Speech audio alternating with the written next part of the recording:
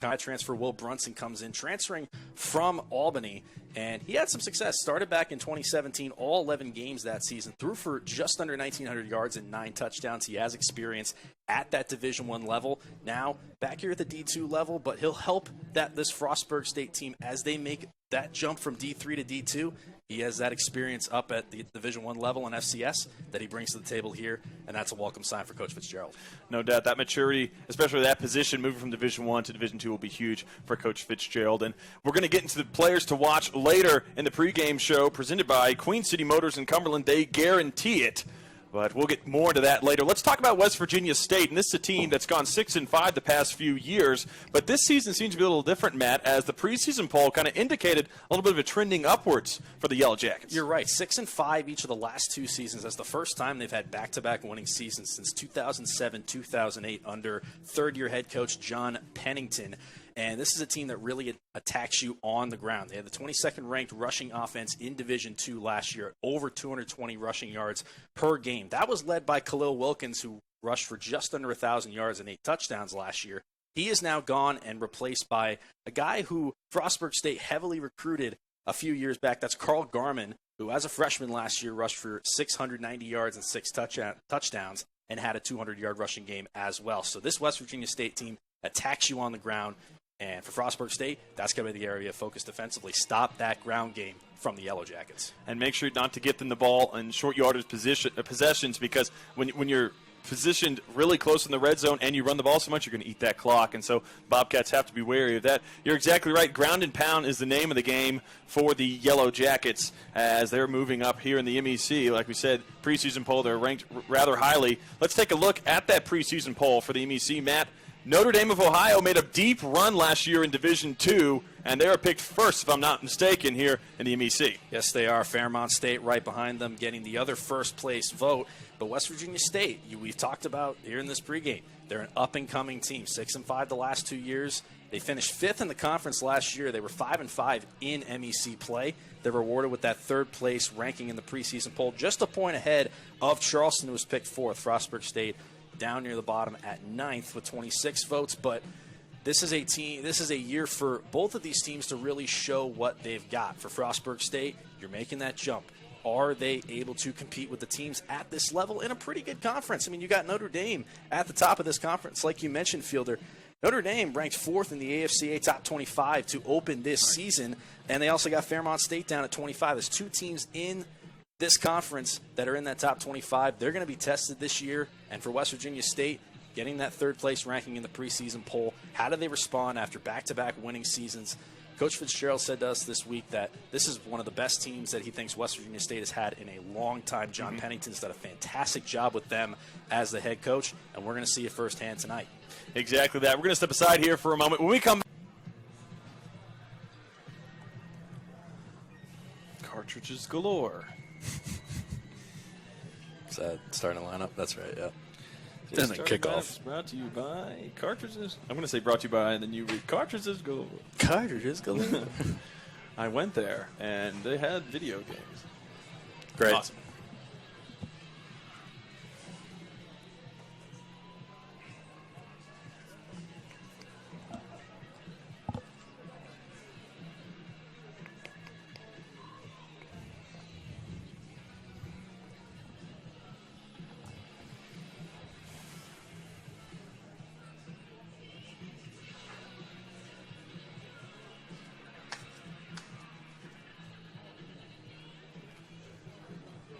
Folks, welcome back to the Bobcats Sports Network. Today's starting lineup is brought to you by Cartridges Galore. With locations in Cumberland and LaVale, they buy, sell, and trade video games. And Matt will get you the starting lineups. West Virginia State, and on the offensive end, Levon Cottamine is the left tackle. Devin Bradshaw, left guard. Colin Beckner, your center. Briar Ellswick, the 6'5 right guard. Mylan Howard is your right tackle. At fullback, Dante Jones. A.J. Barrett is the wide receiver. Zach Pate, the slot receiver. Isaiah Scott. Carl Garman, that running back that you previously mentioned, about 700 yards last season in 7 games, so almost 100 yards a game. Austin Hensley is the quarterback for the Yellow Jackets, a senior, 6'1", 210. Defensively, Anthony Casillas, the defensive tackle. Keenan Johnson playing nose tackle. Jake Harms, the defensive end. The Mike linebacker today will be, and that's a player to look for, is Dustin Krauser, Noah Hoxie, your will linebacker, the rushing end, Jamal Fox, Ibrahim Cisse, the cornerback, Kyle Alexander, the other corner, and their safeties, Tevon Littleton, Henry Forson, and Gerald Anderson, the nickel cornerback. And what do the Bobcats look like today, Matt? Fielder, they look like this across the line, left to right. Two first years playing both the tackle positions at left tackle. It's Gottlieb Ayej at left tackle, the 6'5" first year. Left guard, Jason Money, the senior. Center is Wade Olson at the right guard, Gene Robinson. And at the right tackle, it is first-year Greg Gaines. Tight end position is occupied by Chandler Breeden, with the two wide receiver positions, Likini Kubu and Terrell Brown. In the backfield, it's Gavin Lavatt and Nate Forte quarterbacking the Bobcats is, of course, the grad student from Albany, Will Brunson. On the defensive side, it's Carl Igwe, Walter Riley, John Millstreet, and Zach Strand along the defensive front. And the linebacking core is Jake Brochart, Matt Meyer, and Wayne Palmer, a duo of seniors, and Brochart, the junior, fills up the front seven. And the defensive backs for the Bobcats, Stacy Watts, Vinny Persichetti, Avery Thurman, and Mike Bell. The defensive unit for the Bobcats, returning 9 of their 11 starters from a year ago, Fielder. And a lot of Bobcat fans will recognize many of those names on the defensive side of the ball, Vinny Persichetti. And we'll go into the players to watch for both teams. And Matt, we'll start with Frostburg State. Who on the offensive end is someone to look for as well as the defensive end? Well, the guy I highlighted in the beginning, it's Will Brunson. Again, a grad transfer from Albany, like we've said. And he's had some experience at the D1 level. Again, started all 11 games in 2017. Had a completion percentage of 56% and threw 9 touchdowns. In 2018, just started 5 games and had 160 yards passing as he lost that job to the son of Vinny Testaverde at Albany, Vincent Testaverde, exactly. But Will Brunson, it's going to be interesting to see how he quarterbacks this offense tonight for Frostburg State. For West Virginia State, Dustin Krauser is the leader on the defensive side of the ball. The linebacker really eats up the opposing running backs and tight ends. Carl Garman, we've mentioned his name, folks. You'll hear it a lot tonight. He's the offensive player for the Yellow Jackets. And you mentioned Zach Strand being a player for Frostburg State. And let me tell you, folks, he may not be the most intimidating presence out on the field, a little smaller in size, but the kid can flat out play. 14.5 tackles for losses a season ago, and he's ready to get after it. Looks like the Bobcats will be doing the kickoff, and today's kickoff brought to you by the Toasted Goat, located in the historic Hotel Gunter in Frostburg. Jeremy Harrison will be doing the honors, and you mentioned it earlier, Coach Fitzgerald emphasizing special teams as a very important factor in today's game. He mentioned that an average special teams play in NCAA football is 6 seconds. Frostburg State needs to win those 6 seconds. It's going to be crucial tonight, and we're going to be mentioning it a lot, I feel like, tonight, and I feel like throughout the season, that leap from D3 to D2. Winning those special teams battles is going to be crucial for Frostburg State to gain an edge in one of the 3 facets of the game. If they can do it in special teams, it's kind of a facet of the game that's overlooked often, but if they can control special teams, they'll find some success tonight. Yeah, absolutely, and they're looking to get things teed up, and this is one thing that Frostburg does that I haven't seen many teams do at other schools in my time here at the Bobcat Sports Network. We've had a lot of starters on kickoff.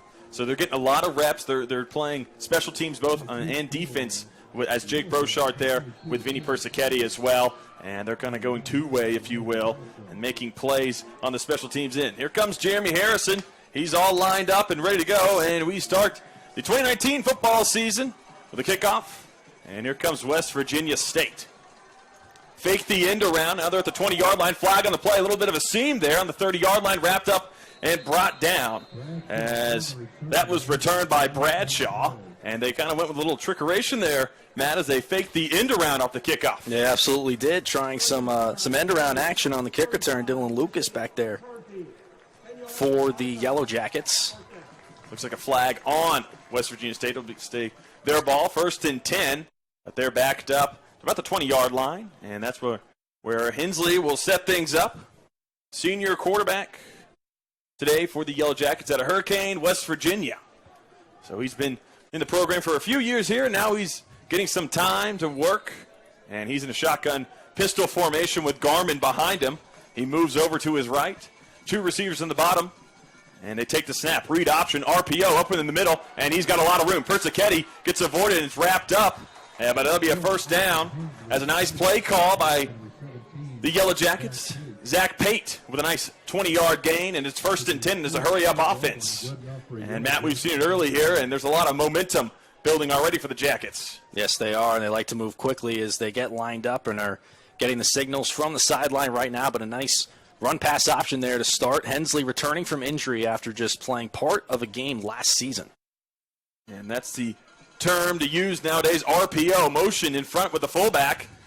Hand off to Garmin to the left side, moves towards the 50-yard line, wrapped up about the 45, a gain of a few, as that looked like an off-tackle run with a lead blocker and a fullback. And again, Carl Garmin, we've mentioned him a lot before this game started. He is the new tailback for this West Virginia State offense who loves to run the football.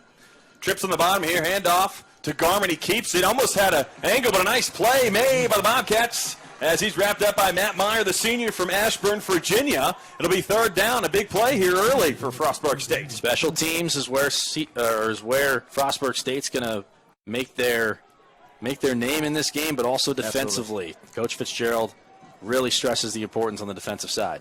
13:40 to go, first quarter, first drive, 3rd down and about 7. And the shotgun as it's double wide and running back to his left. Garmin in the backfield. Hensley drops back, scans the defense over the middle. There's Pate, wide open again, a slant post, and it's a 1st down for the Yellow Jackets. Pick up of about 18. Pass rush got through there to Hensley, but the secondary coverage broke down there, and Pate was wide open in between the hash marks and making the easy grab for the 1st down. And now Pate with a couple of catches already. That one for 22, the first one for 25. So he's making his presence felt here early in the slot. He's covered by Jake Brochart. Similar I formation, the pistol. Throw, nice catch made on the sideline. That's a 1st down, as that's reeled in by Isaiah Scott, the senior from Ohio. And here comes that hurry-up offense. Bobcats trying to get their footing here. Yeah, they really are. And right now it's just too many receivers left open. And on the second level for Frostburg State defensively, West Virginia State's doing whatever they want throwing the football. Hensley in the pistol with a fullback to his right, Garmin behind him. Gets the snap, gives it to the fullback. He's wide open. He's going to walk into the end zone. 10-5, touchdown. Yellow Jackets strike first. As a nice run right in the middle of the defense. Dante Jones, the Frostburg, Virginia native, putting one in the back of the end zone. 6-0 as they set up for the PAT with a little bit of a interesting formation here as they have the long snapper with Pate and everyone else on the top of the field. Pate fields it, and he's going to run, goes for 2, goes up, and he flips in. It's 8-0, a great play by Zach Pate, and the Yellow Jackets take advantage of some miscommunication. As it's 8-0 now, a quick drive by the Yellow Jackets. How often do you see teams run the hurry-up after a touchdown to get the 2-pointer right there, and that's what West Virginia State did, lining up in a very interesting formation with basically everyone on the offensive line flanked out to the left near the sideline, and Pate taking the snap and running it in for 2. Folks, let's take a break here on 99.5 WDZN. This is the Bobcat Sports Network. 8-0, Yellow Jackets lead Frostburg State, but they're getting the kickoff return coming up next. Ladies and gentlemen, today's first touchdown brought to you by Carl Sart. Yeah, that should be good. That's good. I'm sorry about missing the other break in the pregame show. Wow, yeah. Sorry, yep. Okay. I'll put you there. But Carl, he flipped in the end zone. Where's Cisse on this thing? Did you notice I almost said Seton Hall? Yes. I was like, oh no. Yeah. I'm just so used to that. Yeah. I turn down a little bit. Yeah, I got you. Okay. I mean, I'm trying to describe it. He jumped and then just flipped over us. I was writing it down. I look up, and they're already lined up. I'm like, geez, slow down. We looked pretty lost. All right, that was quick. That was not. Let's get the individual stats.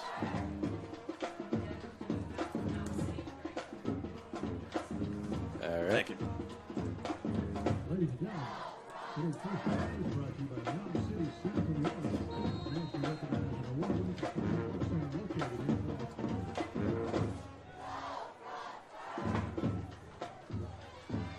quarter one here at Bobcats Stadium. Fielding this alongside Matt Ambrose. Your score 8-0, and the Yellow Jackets, Matt, just marched right down the field, getting the kickoff and punching it in and going for two on a nice trick play. It really did. The trick play was nifty. The direct snap to Pate, who just rushed it in with no lead blockers.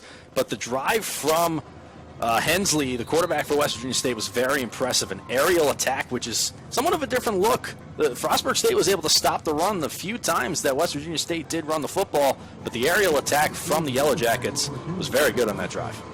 Hensley 60 yards on 3 passes, and Zach Pate with 2 catches for 47. Bit of a knuckleball kickoff. That kickoff presented by the Toasted Goat, located in the historic Hotel Gunter in Frostburg, and then wrapped up around the 20-yard line. Looked like Isaiah Horn. And Bobcats will have the ball. And this, talk about a welcome to Division II, Matt, as that drive was rather short for West Virginia State. But the Bobcats get a chance here, and we'll see what Will Brunson and the offense can put together, as already down 8 points. Yep, it's already backs against the wall if you're Frostburg State. An early test for Brunson. Brunson in a pistol formation. He's got Lavatt in the backfield. Forte is the fullback. Hand out to Lavatt outside. He's got a hole to the 25-yard line. 30 goes down. He'll pick up a first down. The Bobcats pushing the line of scrimmage early. 1st and 10. Gavin Lavatt with a big run. Nice outside run. Lavatt taking the handoff and quickly bouncing it off tackle to the right and picking up a first down right off the bat for the Bobcats. 1st and 10. Frostburg State in the pistol. Terrell Brown down on the bottom of the field in a stacked formation. Handoff to Lavatt. Looks like a power play. Outside. He's got a hole, got a lane, and he gets about 8 yards. Pushes to a first down. Another first down carry for Gavin Lavatt. And it'll be 1st and 10 Frostburg. We got a Yellow Jacket down.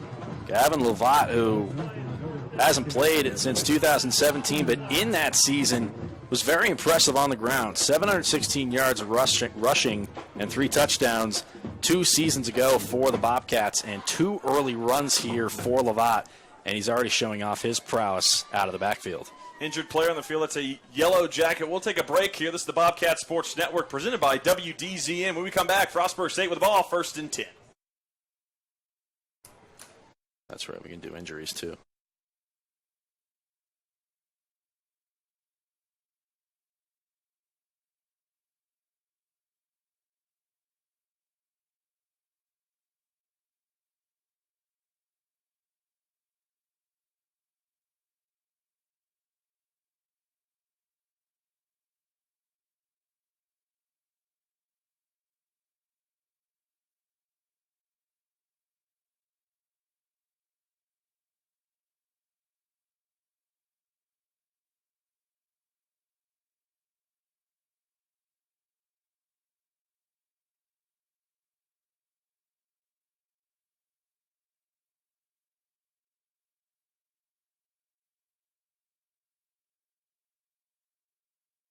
So far.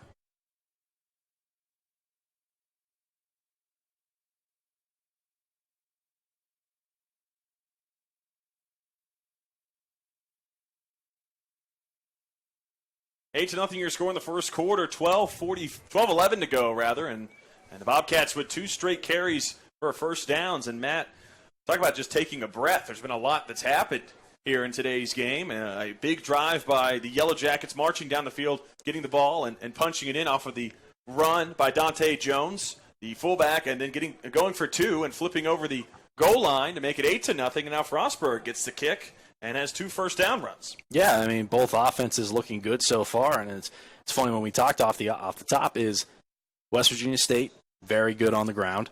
Frostburg State, one of the top teams the last few years defensively when they were down at the Division III level. And on West Virginia State's first drive, it was the passing game. They only had 22 rushing yards on that first drive, but 60 passing yards from Austin Hensley to lead them down the field. And then you did mention that not conventional 2-point attempt that they were able to convert to make it 8-0. But then Frostburg State gets the ball back, and like nothing even happened. 2 runs from Gavin Lavatt, very impressively, 22 yards already for Lavatt out of the backfield, taking a little bit of the load off of Will Brunson's shoulders, and that'll be key for him tonight. First start here, new school, new division, new everything really for everyone involved.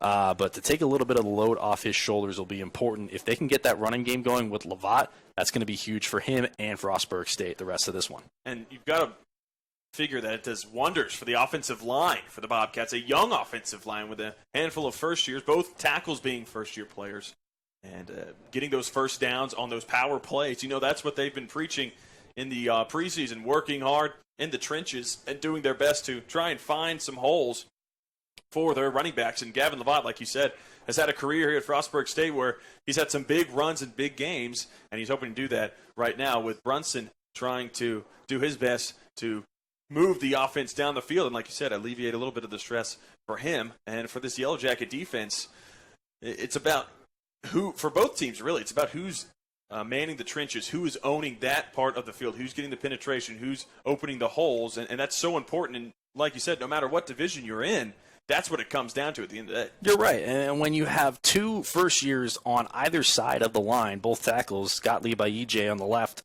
and Greg Gaines on the right, there's going to be cause for concern, naturally, with that outside running game. But two plays, like you said, Fielder, two plays, and they've gotten up the field pretty well. But also you have three guys in the middle of this offensive line, and Jason Money, Wade Olson, and Gene Robinson, who have been difference makers for this team in years past and have blocked for some offenses that have set records down at the Division III level. They're veterans when it comes to NCAA football. They know what they're doing, and they're kind of taking those two tackles under their wing, and we're seeing it's only through two plays so far in this one, but whatever they're inspiring into those young tackles, it's worked so far. And for Frostburg State, all about containing momentum, building off of that. And you mentioned the first years on the offensive line, a lot of first years playing for the Bobcats this year, a big recruiting class. Coach Fitzgerald was very excited on National Signing Day. We spoke with him on the Bobcast about how his recruiting class was shaping up, and it's all about, building off of this year. They've come from a lot of success back in the NJAC with multiple playoff runs, deep playoff runs, 2 years ago ending against Mountain Union, a perennial Division III champion, and last year losing to Johns Hopkins, 9-0 in the regular season, and then beating Western New England here at Bobcat Stadium, but falling to the neighboring Maryland University in Johns Hopkins, a team that went on to play Mount Union and fell eventually. But this is all about building a culture, building a program. That's what Coach Delaney Fitzgerald talks about. And fans who have listened to the Bobcast previously, he mentions almost every week, I just want to get 1% better every day, and that's what he's looking to do, especially this year. Yeah, he was really excited about this team entering the season. He mentioned how great this preseason has been, and while they do have a lot of returners on the defensive side, we mentioned 9 of their 11 starters from a year ago are back this season. There's still a lot of turnover with this roster, and a lot is going to be asked of those newcomers early on in this one, and to do it while making a jump to a new division is a very tall task. But he has confidence in his young players to do the job and do the job the right way. He's come here and really inspired a winning culture. He took over a 1-9 program when he got here back in 2014, and he turned it around to have a winning season just his second year, and now back-to-back NCAA playoff appearances. You mentioned the teams that the Bobcats went up against in those playoff appearances, and last year a record-setting offensive season, second most points scored in program history. This guy, Coach Fitzgerald, knows how to build a winning program, and there's going to be growing pains in D2. We all know that. Like there was growing pains getting them from 1-9 to an undefeated regular season last year. There's going to be growing pains in D2, but he thinks he has the young players in this program to make a difference in the short term. Delaney Fitzgerald, his 6th season at Frostburg State as the injured player getting up for the Yellow Jackets. 41-14 overall, Frostburg's all-time wins leader. 4-2 in the postseason, and 6 wins against ranked opponents. 5 All-Americans in his seasons, and one of the All-Americans, a now graduate assistant here for the football program, Riley Hartman, a spectacular offensive lineman the Bobcats had for 4 years. And now he's helping out some of the young guys, talking about building culture. A guy like that can do wonders for a locker room and bringing some success adding to success with this coaching staff. And it looks like the offense is back out there as Will Brunson in the shotgun. He's got a tight end to his right, 2 receivers, and then Gavin Lovat to his left. They switch to the other side, double tight end, twins at the bottom. Hard count, motion across Terrell Brown, handoff to him, end around. Gavin Lovat with a good block. Good penetration by the Yellow Jackets. Cuts back across. Terrell Brown at the 50-yard line. 45, 40. And he gets wrapped up at the 35-yard line. He goes end around and back to the other end for a pickup of about 20 yards. Terrell Brown is the feature receiver on this Bobcats team this season. And taking the end around, going left, swarmed by Yellow Jackets and switches directions back to the right. 3 plays on this drive for the Bobcats, 3 solid runs. Will Brunson laying a block as well, helping out. And Terrell Brown, a spectacular season returning kicks a season ago. Number 82 switches to number 23, and he looks to be an impact on the offensive side of the ball this season. Shotgun formation for Brunson. Lavatt to his right, handoff to Lavatt, goes up the middle, picks up a few, keeps moving those legs, and he adds a few more yards. Should be a pickup of about 4 or 5. So Gavin Lavatt getting behind this offensive line, just pushing that. More power running, and your right fielder just getting behind the big boys up front and letting them lead the way. Only a few yards, but this is not a game played 100 yards at a time, and little by little, just marching down the field. That's what this Frostburg offense is focusing on here in this initial drive of the season. Getting the play call from Brunson. Defense lined up. 3 down linemen, 4 linebackers. And it's a pistol formation with the fullback. Brunson twins to his right, and Cedric Thornton by himself on the bottom.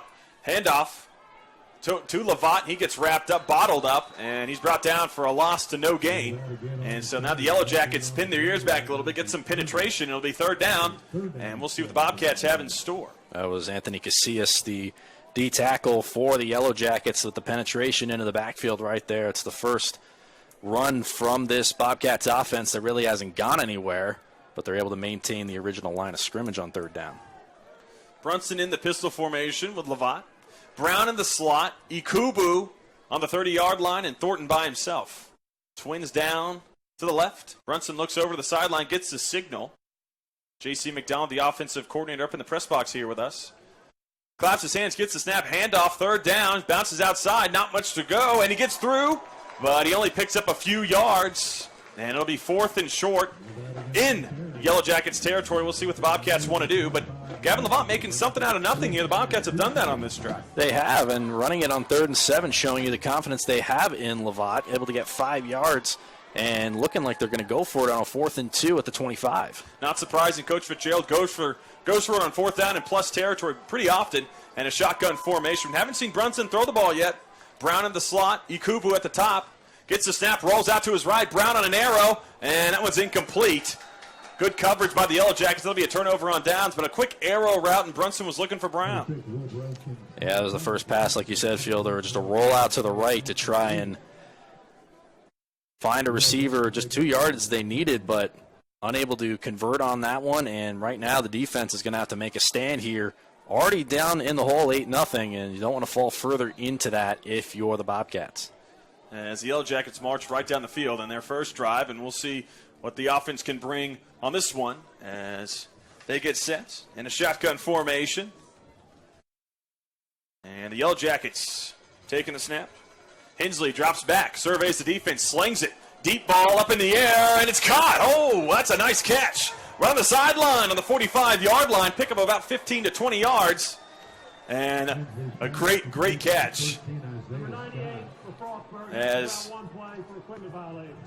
equipment violation called. Bobcats got good pressure, but a really nice catch on the sideline for a 1st down. It'll be 1st and 10 Yellow Jackets ball. Looked like that was Isaiah Scott streaking down the far sideline. Man-to-man coverage and going up and just able to get the ball head high. 6'2", 215. He's hard to cover. Quick pass outside, pick of about 8. And the Yellow Jackets are moving quickly as Hensley found his receiver, Latrell War. And it'll be 2nd down at about 3. Trips to the top. Hensley in the shotgun, moves the running back over. He's got Dylan Lucas in the backfield. Drops back, bubble pass. Pate catches it, turns and runs. Thurman's there. He'll get a 1st down, but he's knocked out of bounds. So 1st and 10, a quick bubble screen. And I tell you what, there's some real chemistry with Hensley and Zach Pate. There sure is, and got to believe that West Virginia State is very happy to have their quarterback back. Like I said earlier, lost in game 1 of the season last year late in that game and missed the entire season. Now finally back here for his senior season, and he is chucking the ball all over the yard right now in this first quarter, already over 100 yards passing. Pistol formation on the 32-yard line. Play action. Strand behind him. Strand hits him, and the ball goes out of bounds. Good thinking by Hensley, but Zach Strand got around the edge quickly and got a hit on the quarterback. That's what he does, Matt. He gets around the edge and does his best. Got to tell you, the pass rush for Frostburg has been good early on. We saw Igwe a couple plays ago get pressure on Hensley, and as you said, Strand right there coming off the edge and forcing Hensley to throw it away out of bounds. Holding on the offense, and the Bobcats will take it. It'll be 1st and 20, as it may have been holding. It wasn't on Zach Strand as he got right through that offensive line. 1st and 20, and Hensley in the pistol formation. Pate in the slot on the bottom of the field. He's with Tyrone Light, a Detroit, Michigan native. And it's twins both ways as Isaiah Scott at the top with Dante Jones in the slot. Snap, back, screen, dumped off. Big hit by Jake Brochard and brought down. Another flag on the play, but it's a negative play by the Yellow Jackets, and Frostburg making big plays. Looks like it's going to be offside, however, on the Bobcats as they snuffed out that screen pass to the halfback very quickly. Really almost instantaneously on the snap. Brochard was in the backfield, but Frostburg State, a little too much anticipation in jumping off sides before the snap, costing them 5 yards. Zach Strand offsides will be a 5-yard penalty. 1st and 15, and the Yellow Jackets now on the 38-yard line.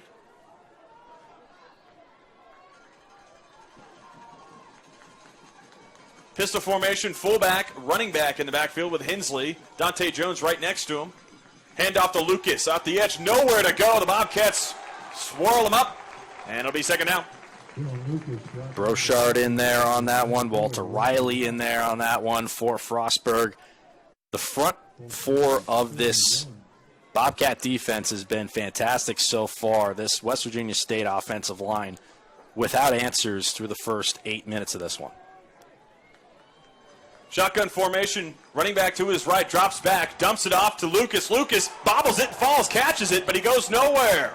It's a nice play by Frostburg State. That was a tackle by Michael Bell. Wayne Palmer around him as well, the senior linebacker. Again, Strand off the left edge of the line. Mylan Howard, the right tackle for West Virginia State, is having a really hard time with Strand as he just ran right past Howard into the backfield, forcing a lob throw from Hensley that was almost incomplete out in the flat. Stacked formation on the bottom of the formation. Twins to the top. Hensley with a running back to his left. Shotgun formation. Claps gets the snap, drops back. Pass rush coming. Igwe wraps him up and brings him down. A sack. Carl Igwe, number 98, the junior from Taneytown, Maryland. That'll be 4th down. 4.5 sacks last year for Igwe, and he's able to break through again. You see, on that one, caught him on the left tackle, not able to slow him down. They bring the blitz as well with Brochard coming from the linebacker position, but Igwe able to get around his blocker and into the backfield to bring down Hensley and force 4th down. Punting situation for the Yellow Jackets. They're on the 45-yard line. Drop it back, rugby style. Up in the air, Brown is back. And a fair catch. Well, Ikubu does not fair catch. Gets hit, flips over, and he's on the 16-yard line. Surprised he didn't fair catch that one as the Yellow Jackets were right in there about 3 yards from Ikubu as he received that punt and got upended, as you said. A full front flip he does after being brought down there. I just made the assumption he was fair catching with all those. It's a safe assumption. Yellow Jackets swarming him. Bobcat offense back out. Forte and Levant in the backfield with Will Brunson. Terrell Brown out on an island by himself. Ikubu in the slot and Christian Thornton, on the bottom of your screen. And out to Levant to the left. Gain of 2. He's bottled up, but he keeps moving. He forward progress stops. And it'll be a gain of 2. It would be 2nd and 8. Bobcats. A lot of running plays early on. Just one pass from Brunson as we play with 5.5 left in the first quarter. Maybe trying to just get Brunson in the flow of the game before they unleash him in the passing game. Malcolm Facey checks in at running back. Ben Sexton, the tight end, comes in, and they go with the jumbo package.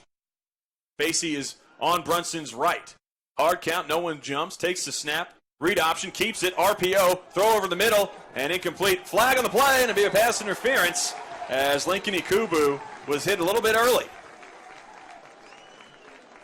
Yeah, he was, and it was another RPO there from Brunson, pulling it out and looking towards Ikubu.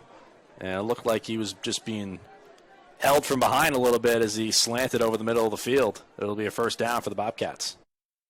And we'll get the official call, as it is pass interference. And Brunson, I'll tell you, Matt, he's pretty tall for quarterback, moving on from Connor Cox, a shorter quarterback, but Brunson standing at 6'2", 180. He surveys that defense over the lineman, and he can throw some bullets and darts to his receivers. And Lincoln Ikubu, though a younger receiver, just a junior, one of the better receivers this season go in the NJAC, and he played well off of Malik Morris, who's redshirting. Forte in the backfield as the fullback. Handoff to Facey. Bobbled it a little bit, but he gets 4 yards.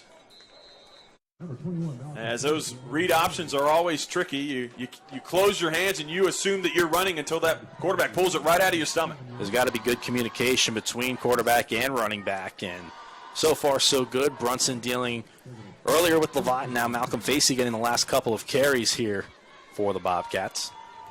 Facing the backfield with Brunson, Brown, and Ikubu at the top of the formation. And Facey's to his left. They look over to the sideline. Thornton getting the signals. And it looks like a base defense for the Yellow Jackets. Safety is about 10 yards from the line of scrimmage. Not respecting the over-the-top game for the Bobcats. Hand off to Facey. He gets it, gets a hole, goes up the middle, and nice run. It'll be 3rd and short as Malcolm Facey leaving imprint here in today's game. Looked like it was going to be another off-tackle run to the left, but Facey found a hole up the middle and took it. Was able to gain a few more yards and get Frostburg closer to that first down, which sits at the 43. Forte checks in for Sexton, and it'll be 3rd and short, so I imagine Nate Forte is going to be running through the hole here to open something up for his tailback. And Brunson in the power pistol, fullback in front of him, Facey behind him, twins to his left. Claps his hands, tries for the hard count, looks over to the sideline, signals something, Thornton at the bottom, and Terrell Brown in the slot. Bad snap. Looks like a whistle beforehand, a flag on the play. Fortunate for the Bobcats, as we'll see. It'll be a timeout. We'll take the timeout with them. Your score 8-0, 3:33 to go in the first quarter. Bobcats with the ball, 3rd and short. This is the Bobcat Sports Network presented by 99.5 WDZN.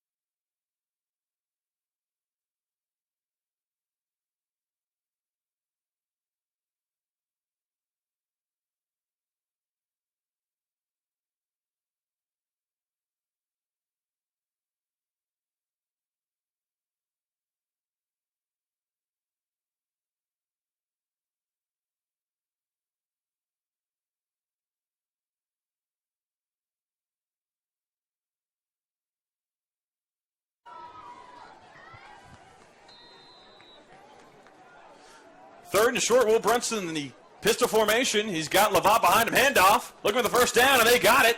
And the Bobcats will have a 1st and 10. Good blocking by the left tackle. And the fullback as well. Lovat got a pull from the right guard and opened up a spot. And it'll be 1st and 10 Bobcats. Good play call. Lavat's been running with reckless abandon so far. He's getting good lead blocking, and he's finding the holes really well here in this first quarter, picking up another Frostburg first. 1st and 10, Forte in the backfield, a whistle. And we'll see what the call is. They're going to adjust the play marker, and it says 4, and it'll be 1st. And Lovat today, as you said, running with reckless abandon. He's already up to 36 yards on 7 carries. Fullback in, Nate Forte. This seems to be the formation of choice for the Bobcats. Brunson with Lovat in the shotgun formation. Claps his hands, gets the snap, drops back. Tons of time, lets it loose. Caught by Terrell Brown, going back, gets away from a tackler. He's on the 40-yard line, bounces outside, and he has a first down. Nice catch by Terrell Brown, but more importantly, the yards after the catch. Yeah, he's able to escape the tackler. He's quick on his feet, and the first completion here as a Bobcat for Will Brunson as well. And giving it to his number one guy, Terrell Brown, who's able to make things happen after the catch. That's so important for a receiver, not just hauling in the catch, but able to evade defenders and pick up more yardage. Brown doing it to a T right there. It's all about the yak for receivers, yards after the catch. It's such an important stat in the game of football. Shotgun, Forte to his left, Lovat to his right. Twins at the bottom of the formation. Snap, looks like a power play. Lovat gets outside, puts his foot in the ground and gains 2 yards. Nothing there, but he gets something. As you said, he's a hard-nosed runner, and he's been that for the Bobcats as he picks up 2 for his entire career. That's a testament to his aggressiveness. There's about 3 Yellow Jackets as he goes off tackle left that are there to disrupt that play, but Lovat still able to dive forward and get plus yardage. It's just a yard, but it's better than going backwards. Bobcats were here last drive. Went for it on 4th, did not make it. Let's see if they can capitalize as they move down the field. Brunson was with the snap. Turns the wrong way. He's got to run for it. Gets a yard but falls down. And that seemed to be a miscommunication from the get-go. Yeah, just making something out of nothing. Brunson was trying to do that right there after some miscommunication between him and the back, but still able to get back to the line of scrimmage and avoiding disaster on that one. 7 plays, 47 yards, 219 this drive thus far. And Will Brunson with a no-gain rush will be 3rd and about 9 as some subs come in for Frostburg State. George Richardson, the first-year wide receiver, 6'2", 190 from Sterling, Virginia. Checks in along with Dervon Holton, the junior, from White Plains, Maryland. Trips at the top of the formation. Brunson with a running back to his right. Snaps, looking for Holton. He's wide open. He's got a shot. Throws it to him. Catch, and a touchdown for the Bobcats. What a dime by Will Brunson. And it's a touchdown for Frostburg State, their first in Division II. You said it, Fielder, a dime from Will Brunson, lobbing it up there down the field. A beautiful pass, and Brunson is able to get the Bobcats on the board with a perfect throw. He had to put it right over the shoulder of the safety as Jeremy Harrison comes out to get the PAT. Sean Bliss, the holder. Snap, hold, good. Harrison's kick is good. It's 8-7, 1:02 to go in the first quarter. And the Bobcats making some noise here late in the first. As he dropped it right over the shoulder, Matt, of that safety, and that's exactly where you had to put it. That's where that D1 arm talent shows. And Holton was looking for it at the last second, stuck his arms out, reeled it in, just dove into the end zone. A big, big play, and that's what Coach Fitzgerald preaches at practice. You'll hear when you walk by everyone yelling, big play in the practice. That's what they want to do. And they got it right there. Holton able to get a step on his defender, and Brunson putting perfect air under the football, lobbing it down the field too. Holton able to haul it in, and we haven't seen Brunson throw the ball very often to start this game. That's just his 3rd pass attempt of this first quarter, but a 38-yard strike looks nice on the stat sheet. Absolutely. As we're about to have our kickoff, this kickoff brought to you by the Toasted Goat, located in the historic Hotel Gunter in Frostburg. Jeremy Harrison will do the honors. And Frostburg with their first MEC touchdown, a big one. Big play, and we'll see how the defense responds. And don't forget on that drive, Matt, the importance of the run game, setting all of that up to go with the big play. Harrison's kick is short, reeled in about the 15-yard line, moving to his left. Looking for an angle, Michael Morgan tries to track him down, can't. There's Brochard, big hit, pushed him out of bounds about the 30-yard line, correction 25, and that's where the Yellow Jacket drive will start. As Frostburg State's defense trotting out. Good defensive stop last time they were on the field, as they did enough to force a punt of the Yellow Jackets. We'll see if Hensley can get another drive put together, as the confidence has got to be brewing here for Frostburg State's young defense. Yes, it's time for them to step up and make a play. Their offense got them a score. See if they can hold here and translate into a lead next time they get the football. Persichetti defending Pate. Handoff to the left.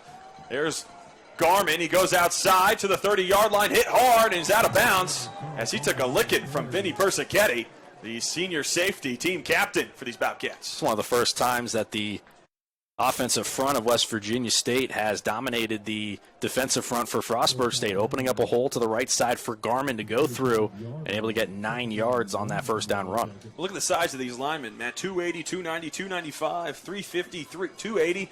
These guys are big, but what Frostburg has as an advantage is they're smaller, but they're quicker. They can get lower, and that's going to be leverage wins in the trenches, and right there they won. As the handoff is bottled up, it'll be 3rd down and short. They're very elusive, that front four of Frostburg. We've seen Igwe make plays. We've talked about Strand and seen him get into the backfield early in this game. They're not as girthier as the West Virginia State offensive line, but if they're quicker and more elusive and more of a finesse-type player, they're going to make some noise in the backfield in this game. Coach John Kelly, the defensive coordinators, coached him up. J.R. Lowry coaching the defensive tackles. Sean Magnuson, the D-ends coach, and it's a pistol formation. It's a first down, rather, and it's a handoff to the left. Garmin's starting to carve him up a bit. He gets bottled, and he picks up about 6 yards.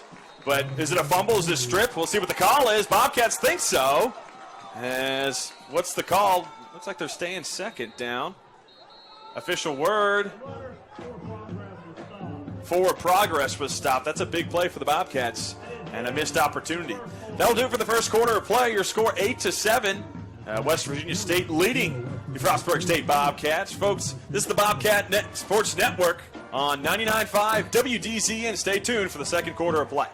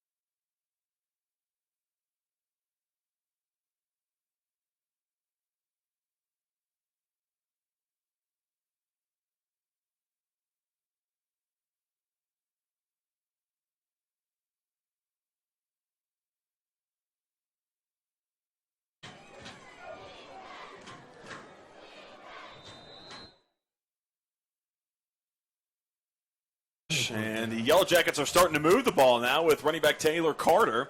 As the first play was only for a couple of yards, now second and short, and West Virginia State's really picked it up, man. Yeah, they really have. In the running game, they're trying to get going more here on this drive to start the second. Looks like a flag on the play. Maybe not everyone's set up. It trips at the bottom of the formation towards the Frostburg State sideline. You know, every football coach is at home nodding their head right now, but those penalties in these drives are just absolute backbreakers, man. They really are, and penalties like that, false starts, we've seen, and offsides on Frostburg after trying to blow up a screen. Those are the kinds of penalties, like you said, Fielder, that really frustrate a coaching staff. Hensley in the backfield, Garmin behind him. He's got Dante Jones, the fullback, to his left. And Pate in the slot to his left with Isaiah Scott. That's a dangerous duo. Jones moves over to the right side of the formation, watches for the power play, motions to his left. Here comes the handoff to Garmin.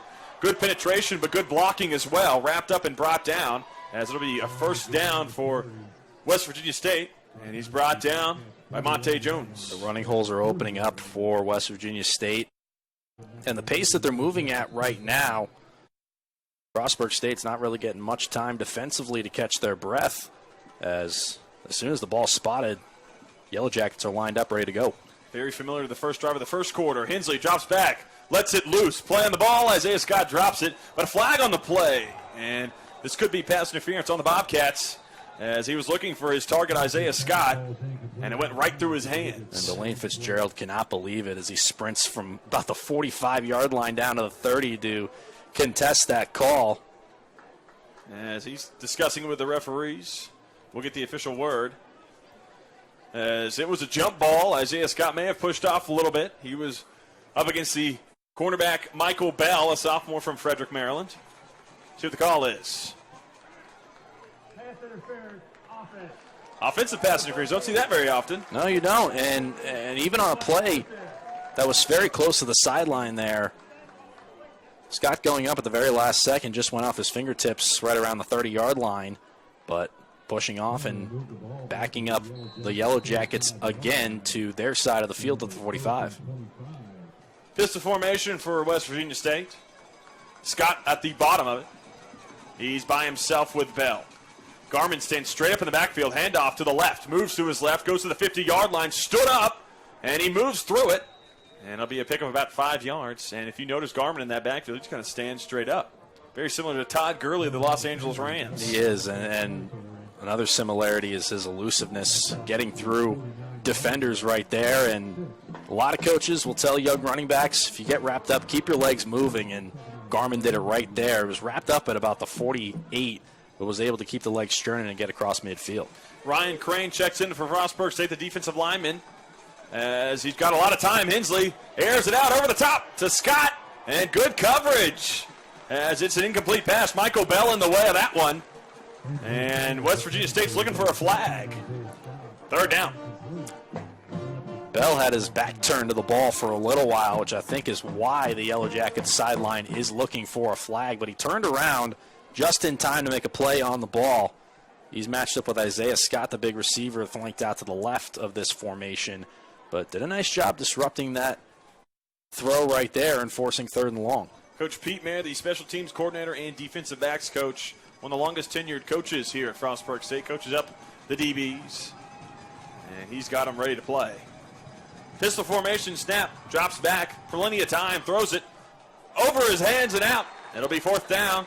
Looks like some laundry on the field, though, as we have a flag.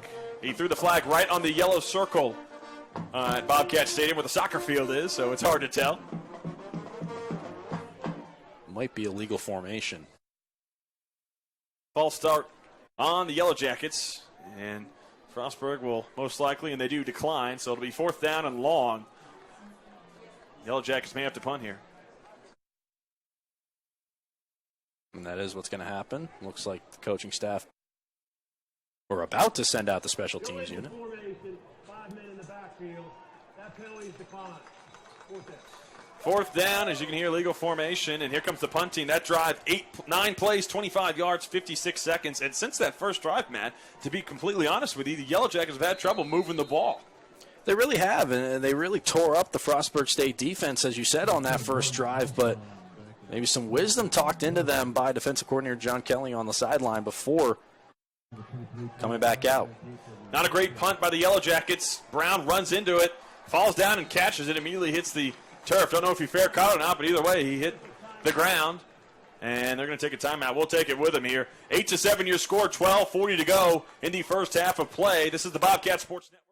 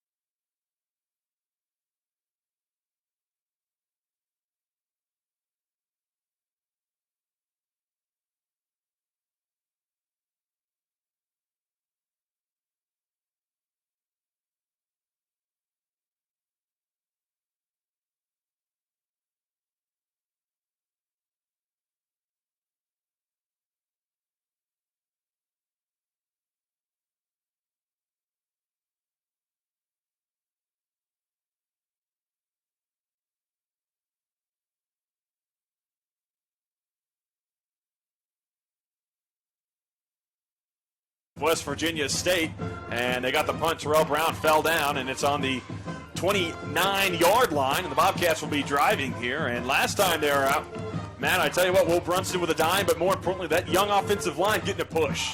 They're growing up fast, and through one quarter, you saw them grow up from that first drive. It was a lot of running plays with Lovat, and now Brunson able to throw that dime, as you said, on that touchdown drive to pull the Bobcats within one. But just look at how this game has changed so quickly. We're only 2:20 into this second quarter here in Frostburg, and the first drive offensively from West Virginia State, 82 yards, they marched down the field in just 6 plays.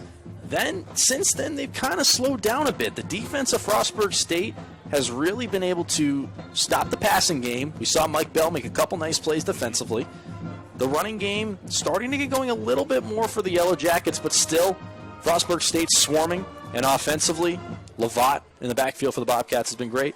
Brunson starting to get in the flow of this game, throwing the ball more. Let's see if that touchdown pass he had, the 38-yarder on the last drive, helps him out here. And Brunson in the pistol formation, got Lovat behind him. And the offensive line sets, hands it to Lovat, bounces outside on the 35-yard line, gets a big pop, but he falls forward. That's what you want in that running back, and he picks up about 6 yards. Just take the ball, get 2 hands on it, and go full steam ahead. And that's what's been happening so far here for the Bobcats. I tell you what, the Bobcats have had more consistent drives in this ball game compared to West Virginia State. And the last thing you want to do is let the home team hang around in a game like this with all the momentum from the crowd to be built. Pistol formation, Lovat behind Brunson, Forte in front of him. Twin receivers at the bottom of the formation. Takes the snap, handoff to Lovat, bounces outside. Always seems to be a hole there, and he gets the first down. Good push by that young offensive line. The left side of that line, it's IDJ, the first-year left tackle, and then Jason Money, the guard as well, the senior guard that has been really a mainstay for this Frostburg State front for the last few years. Jason Money with the luxury of playing with All-American Riley Hartman for a few years and using that leadership now with the young guys getting the push up front, the big hog mollies in the shotgun formation. Terrell Brown in the slot, Ikubu by himself, closest to the Frostburg sideline. Running back to the right of Brunson is Malcolm Facey.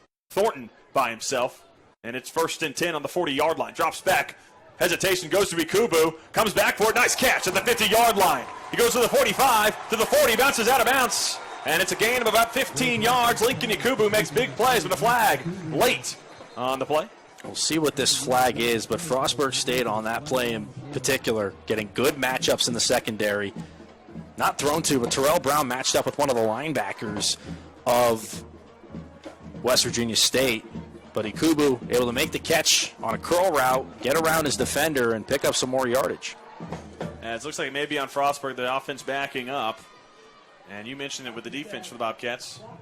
Blocking the back. Unfortunate for Frostburg State. That'll put them back. This defense with Coach John Kelling, as Bobcat fans will know, Andy Stanko always emphasizing the negative plays and getting off the field on third down. That's what their hallmarks are. That's what they hang their hat on. That's what they're doing right now. But offense on the field as another tight end comes in. That's Brian Evans. And the Bobcats in a bit of a situation here with these big penalties. You've got 1st and 4. As Coach Delaney Fitzgerald gets an explanation, but a really good play by Lincoln Ikubu to work back on that curl route and then use his momentum to get upfield, kind of backtracking, if you will. Not what you want to see from receivers, but it works for him. He's so agile. It worked for him because his defender, Kyle Alexander, was covering a man-to-man on the near side of the field on that curl route, able to backtrack, but to run around him and pick up a couple more extra yards. Shotgun with Facey in the backfield. Power play. Money with a good block. Facey with a 2nd down and short. Jason Money pulled out and had a kick block. And Facey fell down forward. As the Bobcats, actually that is the 1st down. They give him the friendly mark. And checking in is George Richardson, again, the first-year receiver. We've seen him a couple of times, along with tight end, Matt Chandler-Breed. We have seen him, and looks like he's playing tight end. Yes, and more size really out there, or more blocking on that right side of the line as we see them lined up. Hand off to Facey up the middle, and he stopped the line of scrimmage. One of these days, Brunson is going to keep that, and he may get nothing but green in front of him. It'll be second down and long. And the more they hand it off to the back, the more that the defense is going to anticipate that, and that's what opens up. That's what a lot of offense is about. You run the ball more, can open up those deep passes. What we've seen from West Virginia State defensively, not a lot of deep safety play. We've seen a lot of the safety playing really 8 to 10 yards off the line of scrimmage, and that can be dangerous for deep passes. Filling the box up is the Yellow Jackets. They're stacking the box, if you will, the Yellow Jackets defense. Brunson with Facey in the backfield, moves him over, twins to the top, and Brown in the slot. Thornton by himself. Brunson takes the snap, fakes the handoff, RPO, pump fake, wide open in the middle of the field. Terrell Brown catches it by himself on the 10-yard line, and it's first down in the red zone for the Bobcats. Nice play. Exactly what I said. You run the ball a lot, you're going to open up deep plays, and the RPO, the play action, Terrell Brown, one of the fastest guys on this team, able to break free in the secondary, and he's able to haul that in and get Frostburg State into the red zone. Brunson takes a shot in this red zone. Frostburg State now in the red zone. And our red zone sponsor is Timbrook Honda in Motorcycle City, Cumberland, reminding everyone to ride red. And here come the Bobcats, and they're on a drive themselves with Lovat in the backfield. Brunson took a shot on that throw also, Matt, staring down the defender, standing in the pocket. Strong throw. That's good pocket presence from the grad transfer. Forte in the backfield with him. Hand off to Lovat.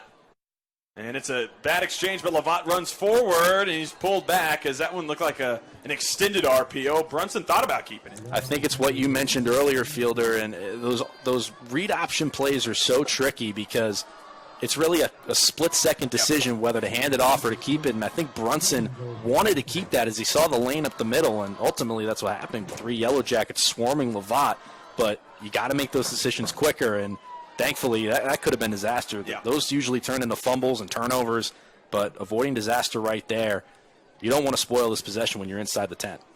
Pistol formation again, but a big pistol formation. Evans and Breeden, the tight ends, stacked in an ace formation. And looks like they're calling timeout. Bobcats are going to take a timeout here with 8:37 to go. We'll take one with them. 8-7 your score. Bobcats in the red zone, second and goal. This is the Bobcat Sports Network presented by 99.5 WDZN.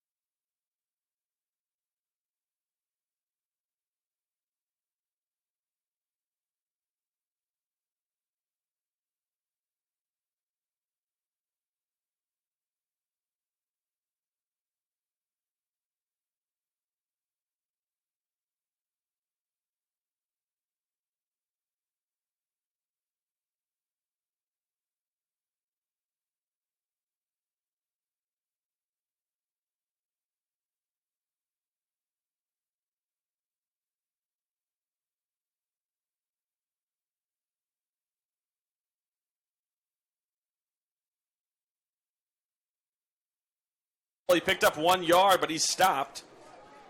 And this is a big play here for Frostburg State. The difference between a potential field goal opportunity and a touchdown.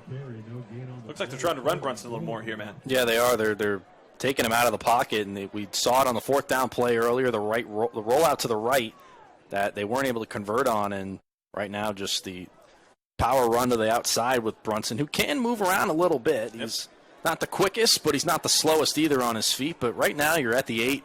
It's goal to go. Got to find a way to punch this in and take the lead. Third and goal on the 8-yard line. Big backfield, fullback and running back. Takes the snap, rolls out. Looks for someone, throws it, almost picked off. Brown catches it, and he's brought down. It'll be 4th and goal. We'll see what the Bobcats want to do, but that was a close one as he rolled that way. It's a long throw for a right-handed quarterback. Yeah, I'm not a huge fan of rolling out left to the right-handed quarterback. I'd rather see him just stay in the pocket right there and let routes develop, but you take away half of the field when you roll out left with a right-handed quarterback, and options were limited for Brunson. Look down for head coach Delane Fitzgerald. He's sitting out the kick team, But for a while there, he was turning around talking to his sideline. I thought maybe he was asking them their opinions, but he's elected to go with the kick here. And Jeremy Harrison, one of the more accurate kickers in Frostburg State history, with a short attempt. Bliss the holder. Landis the long snapper. Kick is up. And kick is good. Well done by Jeremy Harrison. Bobcats take the lead. 10-8 your score. 7:01 to go. And you can hear that cannon fire to our right. Never remember that, to be honest with you, man. It always just comes creeping up on me. It's new for me, too. Bobcats drive. 10 plays, 60 yards, 5:39 off of the clock. And they're going to get set up for a kickoff. Matt, what were your thoughts on that drive for Frostburg? I really like how Frostburg has developed in this game. They looked a little timid to start off, not throwing the ball, a really run-centric attack. It was working early, and it has worked throughout this game, but obviously as the night goes on, they're going to have to diversify their attack on offense, and they're showing more confidence in letting Brunson throw the ball. They're even moving him out of the pocket, letting him run. And the blocking up front has really been solid all night long for the Bobcats. Really, the biggest change that I've seen from them in this game is on the defensive side of the football. That first drive, like we said a little while ago, that first drive, really not that great from the Bobcats defense, and as we all know, that's what they pride themselves on. So to really see them these last couple of drives defensively really put their foot down and drive West Virginia State backwards has been good to see. Today's stats. Up into the 7-minute mark in the second quarter, Will Brunson, 5 of 6, 83% completion percentage, a 106 and a touchdown as long of 38 yards passing. Gavin Lavatte, 11 attempts, 48 yards, an average of 4 yards per carry, a long of 11. Terrell Brown, 3 catches, 54 yards, averaging 18 yards a reception. And Holton with the 38-yard touchdown. That was the longest play of the day for the Bobcats. And they're about ready to get things set to kick, and you're exactly right. This defense has made the adjustments. Credit to Coach Kelling and his staff to get everyone prepared after that first drive. I'll be honest with you, and after watching it, I was a little shell-shocked as in, oh, man, that looked really easy. It was easy, and it was quick. And right off the bat, that's not what you want to see. But this is a Frostburg State team that's top 40 defensively in each of the last 4 years. And they didn't show that on the first drive, but they're showing it the last few. Kickoff brought to you by the Toasted Goat, located in the historic Hotel Gunter in Frostburg, is muffed and then picked up, wrapped up by Wayne Palmer on the 11-yard line, and he's brought down. Good field position for the Bobcats. Yellow Jackets will be digging themselves out of a hole. I think Lucas just thought that was going to bounce out of bounds and get a penalty on the kickoff, but when the ball hit the ground at about the 6-yard line, bounced back towards the field of play, he just had to pounce on it before Frostburg State did. But not good field position to start. West Virginia State really, since that first drive, shooting themselves in the foot. They've taken 6 penalties in this game. The offensive, the passing attack is really slowed down, and defensively they've gone away as well. You see this a lot in these first game. Pistol formation, handoff to Lucas, spin move. Oh, and he runs into a wall of Bobcats. Loss on the play. That's what I was saying. You see this a lot in the first game. A lot of high emotions early, and then you kind of level that off, and then it kind of plateaus, if you will, if not dips a bit, and you got to see what kind of team you are after that. I think the beginning of this game, really, Frostburg was just a little it took a bit to get their feet wet in this game. I mean, there's a lot laying on this game. First game in D2, we all know, and I think it took them a drive or two to really get their feet wet in this one, and now they're comfortable. Pate with an end around, finds a hole, and he's wrapped up. Pick up about 6 yards. It'll be 3rd and medium, but a nice play, forward pass, if you will, by Hensley, kind of push pass in basketball, right, to Peyton. He picks up 6 yards.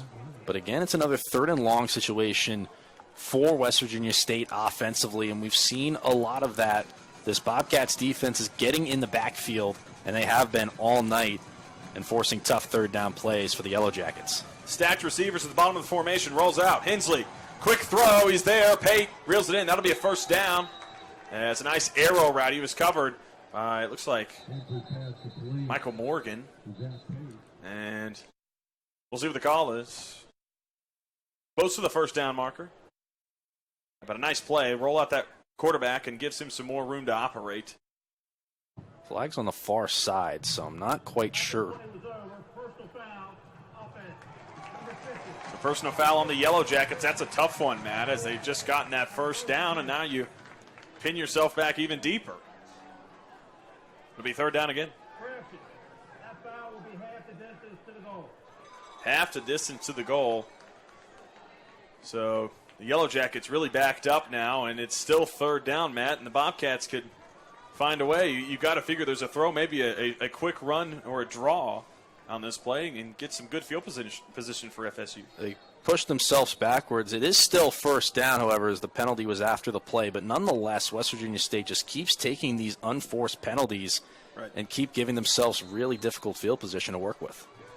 Pistol formation. Fullback in front moves Lucas to his left. And there's a handoff. Up the middle. Finds a hole, and he's wrapped up. Going for the strip. Persichetti. Was the ball loose? No, it's still there, and Lucas holds on. It'll be second down. But you're exactly right. These penalties are really hurting West Virginia State. And there's another one, and I think this one, after the play again, this one might be on Frostburg State, as again, well after the play, a flag was thrown as two players got together. Yeah, Xavier Campbell for Frostburg. Was thrown right at him. Going up against Ty Light, one of the receivers of the Yellow Jackets. We have 2 fouls on the play. Unsportsmanlike conduct. Unsportsmanlike conduct on Campbell. Conduct number 1. And Light. That's both players' first foul. It counts towards an ejection. So it'll be second down. And both those players, the first play. Campbell immediately subs off as Darian Walker checks in, the sophomore. And back on the field is Michael Bell, and he's got to cover receiver quickly. Bobcats a little bit confused here, miscommunication. Hensley takes the snap in the shotgun, hands it off to the left. Here comes Wayne Palmer, bad angle. And Lucas gets enough for the first down. Big hit. As a holding, it will be called on West Virginia State. And this area of the field, this drive just never seems to end, man. I mean, they started at the 6. They just keep committing penalties, and this is not winning football because this is a holding play. There's been 4 plays on this drive so far. They're just taking time off the clock at this point. They need to get going because they're still not even past their own 20-yard line.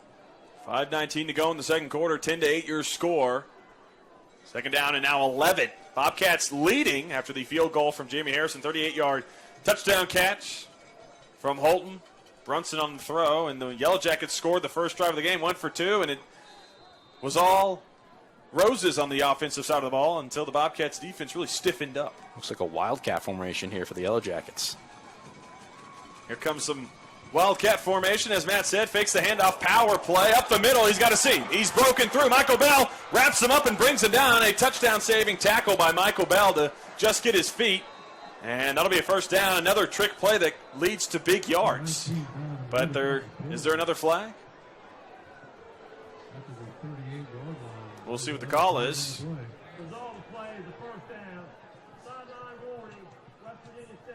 As it's a sideline warning for West Virginia State. And it'll be 1st and 10 on the 36-yard line.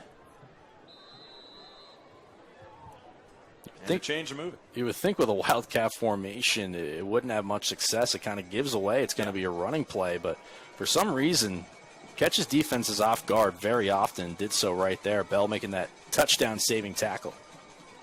Clap of the hands, drops back. Hensley, quick pass, and incomplete as Garmin was running before he caught it. As it'll be second down. Nice play by number 51, Matt Meyer, the senior. Not really an accurate throw from Hensley as well, as he tried to get the halfback Garmin flanking out left out of the backfield, and just not an accurate throw from the quarterback. He tried to catch him in stride, but not able to do so, and another incomplete pass. This is Zach Strand territory, 2nd and long. See if he can make an impact off the edge. Running back to his right, tied in, standing up, drops back. Hensley rolls. There's a flag on the play, could be offsides. Throw is completed, and it'll be a 1st and 10, and he's on the other side of the 50. We'll see what the line judge has got. But it's a 1st and 10. Good play by West Virginia State. Yeah, they rolled out Hensley. They found a receiver wide open. And like we said, it's offsides. It looked like it was on Strain. He tried to jump the snap count. And it'll be a 1st and 10, and the Yellow Jackets are moving on the other side of the 50. They're on the paw print right now on the 49-yard line. Best drive we've seen from West Virginia State since that initial drive of the game where they just cruised downfield for 6. It's almost like excuse me, Matt, it's almost like a car starting and stopping with all these penalties as well. You can't really build any momentum. You're right, and they're trying to build some more before halftime, with 4.5 to go till then. Shotgun, hand to Garmin, out to the right, bounces outside. Palmer gets picked up, but a nice tackle by Zach Strand and company, and it's 4:13 to go, second down and about 9. They're doing all they can to get that running game going, but like we've said, this Bobcats defense has just been swarming really quick to the football on these outside runs, and Garmin he's broken off some big runs, but at times this defense has also swarmed him as well. Trips to the left of the quarterback. Lucas moves to his left. Snaps, handoff, runs to the right. Lucas gets a seam, bounces it outside, goes back in, wrapped up by Palmer and brought down, but not before a first down by West Virginia State. And the clock keeps ticking, 3:37 to go. That's just elusive running from Lucas. Jukes around 2 defenders to get away from their tackles. And they keep moving down the field. This is a long drive that Hensley's putting together for the Yellow Jackets. 11th play of the drive. Snap is low. Here comes Igwe. Hits him hard. Almost picked off by Michael Bell. No flag. But Hensley got hit pretty hard by, looks like Wayne Palmer, actually. He came off the edge on a blitz. And it'll be second down, but a close play. Michael Bell, if he can drag the foot and reel it in, that's a huge turnover. Yeah, Hensley had to get rid of that quickly. The rush was caving in and nearly disaster. As you said, Bell was right there, just out of his reach and not able to haul in the interception. Second and 10, 3:28 to go in the first half of play. Pistol formation, Lucas in the backfield with Jones. Hensley takes the snap, gives it to Jones, quick hitter. That's what they scored the touchdown on. Brochart brings him down. Right at the first down marker, it's like a quick fullback trap, if you will, as Jones is a pretty big running back for the Yellow Jackets, 6 foot 245, a junior. That'll be first and 10 for West Virginia State.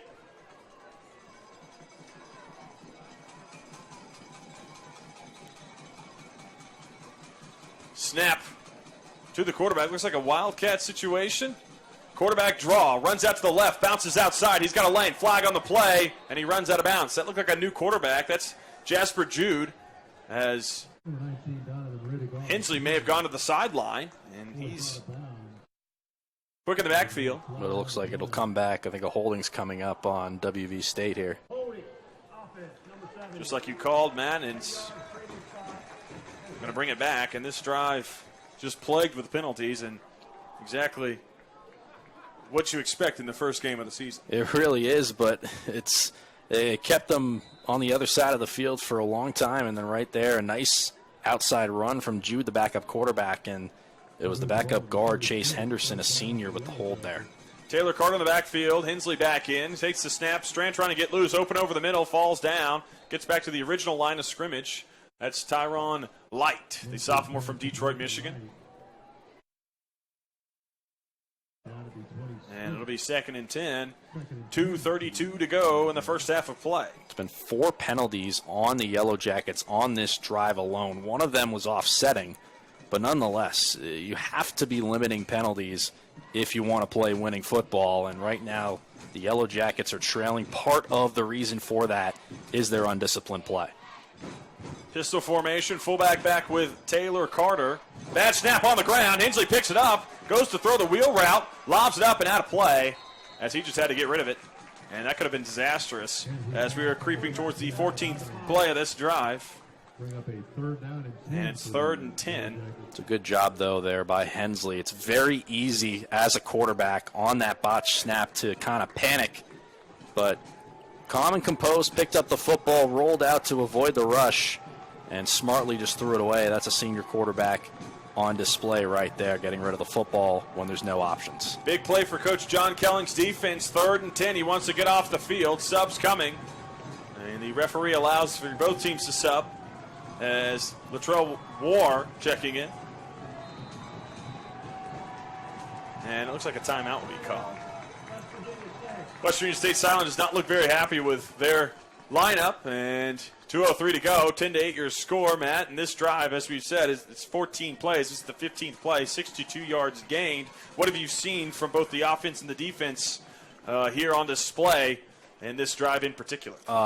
The passing game for West Virginia State has just gone away after it was what dictated that first drive of the game. But we said off the top, this West Virginia State team is a solid running team. Last year 22nd ranked in Division II in rushing yards per game at just over 220 per game. So the rushing game is getting going a little bit more. But you need to be multifaceted offensively. And right now when Hensley was throwing the ball around the yard on that first drive as they marched down to score the first points of the ball game, since then we haven't seen much of an aerial attack. That needs to resurface for West Virginia State to have success tonight. What's been dangerous for Frostburg State is every time they have gone in the air, wide receivers are wide open. They're getting pretty good pressure, but that comes with a cost as the DBs are leaving these receivers right in the middle of the field. And you can see that with the numbers for Zach Pate and Tyrone Light. As it's 3rd and 10, Hensley's got his offense out there, trips to the left, and he's got a running back to his side, lone receiver up top. Bobcats look to be bringing the blitz. Wayne Palmer creeping up. Rochard on the other side. Here it comes. Blitz by the Bobcats. Throw in the air. Lobbed. It's a bit of a duck out of play, and it'll be 4th down. Good blitz package by the FSU defense. That's why you blitz on 3rd and long. You gotta let receivers finish their routes. And if you pressure the quarterback, that doesn't allow that to happen. Hensley felt the rush and just had to get rid of it and just chucked it out of bounds. And another defensive stand here from Frostburg State ever since that first drive. The defensive unit, we've said 9 of their 11 starters back from last year. They're showing it tonight. This is a veteran defensive group. And the place kicker today, Martin Ahlstrom. He's going to take a pretty long field goal attempt. Here they go, trying to get points on the board. Kick is low, driven. And it is wide, no good. It was a bit of a line drive, had the distance, but he goes wide left. Bobcats avoid points, and they get the ball here with 2 minutes to go. 1:54 to be exact. 1:54 left and 1 timeout, and they got to go 74 yards to punch it into the end zone. We'll see the approach here from Delane Fitzgerald. Does he just let Brunson loose on this final drive? They could double up here. Exactly. Bobcats get the second half kickoff, remember that. So let's see their approach here. Do they just kind of run the ball to start, see what they get, and then readjust their game plan, or do they just go straight with an aerial attack with the time that they have? Brunson in the backfield, Lovat behind him in the pistol formation, trips to their right. Tied in into the block is Chandler Breeden. Snap to Lovat up the middle, finds a hole, falls down, he picks up a few yards. Good tackle by West Virginia State. That's nicely done by the defense. As it'll be 2nd and about 5. And they're quickly back to the line as well, trying to use some pace, but Brunson taking a while to get the signal from the sideline. 1:33 to go. The ball on the 31-yard line. 20 seconds on the play clock.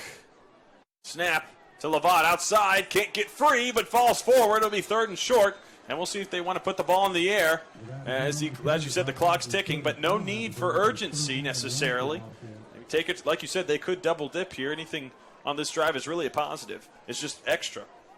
1:08, and Brunson in the pistol formation. Thornton by himself. Snap to Lovat. Handoff, and it's close. We'll see where the spot gets him. They may bring the chains in here. The clock stops at 59.2, and they're going to rule it a first down. The chains are moving. Brunson still in that pistol formation. Brown, Ikubu, and Thornton, the wide receivers tied in, is Chandler Breeden. Lovat to his left. Snap, tons of time. Thornton by himself, nice throw. Thornton catches it on the 50-yard line, goes out of bounds. Really good throw by Brunson. Changed the arm angle, Matt, and delivered a dime. He did. The rush was coming, went down to a 3/4 arm slot to deliver that to Thornton. And a nice play by Thornton to get out of bounds right at midfield to stop that clock. Remember, 1 timeout for the Bobcats. Next to no pressure by the Yellow Jackets today. Brunson's only been hit on the long pass. Other than that, he's been pretty clean. Lovat in the backfield, twin tight ends to their right. And Ikubu by himself. Motion to the left side. And these safeties, Matt, if you notice, starting to creep back a little bit. Shotgun formation. Brunson drops back. Here comes the blitz. Throws it. And he finds Thornton. He gets out of bounds. Clock stops. 38-4. And they're on the, looks like the 43-yard line of the Yellow Jackets. Composure from Brunson. 2 Yellow Jackets in the backfield pressuring him. He's able to take a step out of the pocket and deliver a nice throw to the sideline. Another clock-stopping play on a completion with 38 seconds. Second down and about 5 to go. Brunson in the backfield with Malcolm Facey. Thornton has been his number 1 target this drive. He's by himself. Brown looks to be in the slot. Kubu at the top.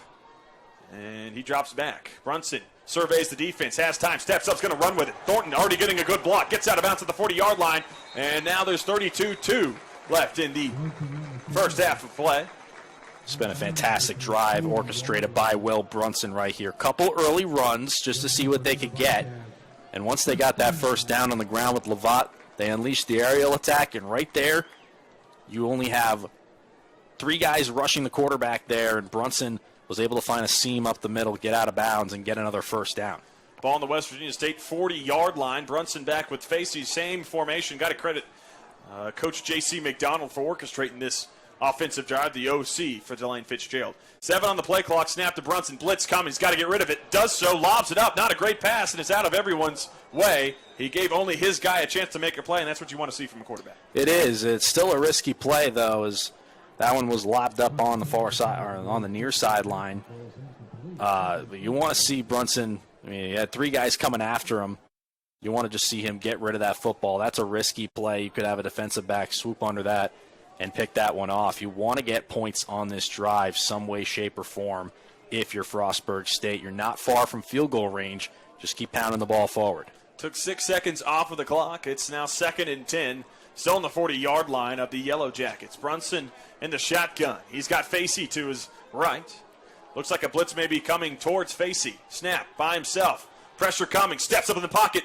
Throws it low, and it's a one-hopper to the safety. It's incomplete, 3rd down. Had a chance, but a really tight window there. It really was. Brunson did a nice job stepping up in the pocket to evade the rush, but just not many options. Good coverage downfield by the Yellow Jackets, and it's a little bit of a tough situation. But the Bobcats still have that one timeout in their back pocket, and with the time ticking down at 22 seconds right now, they're bringing Lovat back in. Let's see if they go back to a ground game and try and pick up a few yards and see if they can just attempt a long field goal.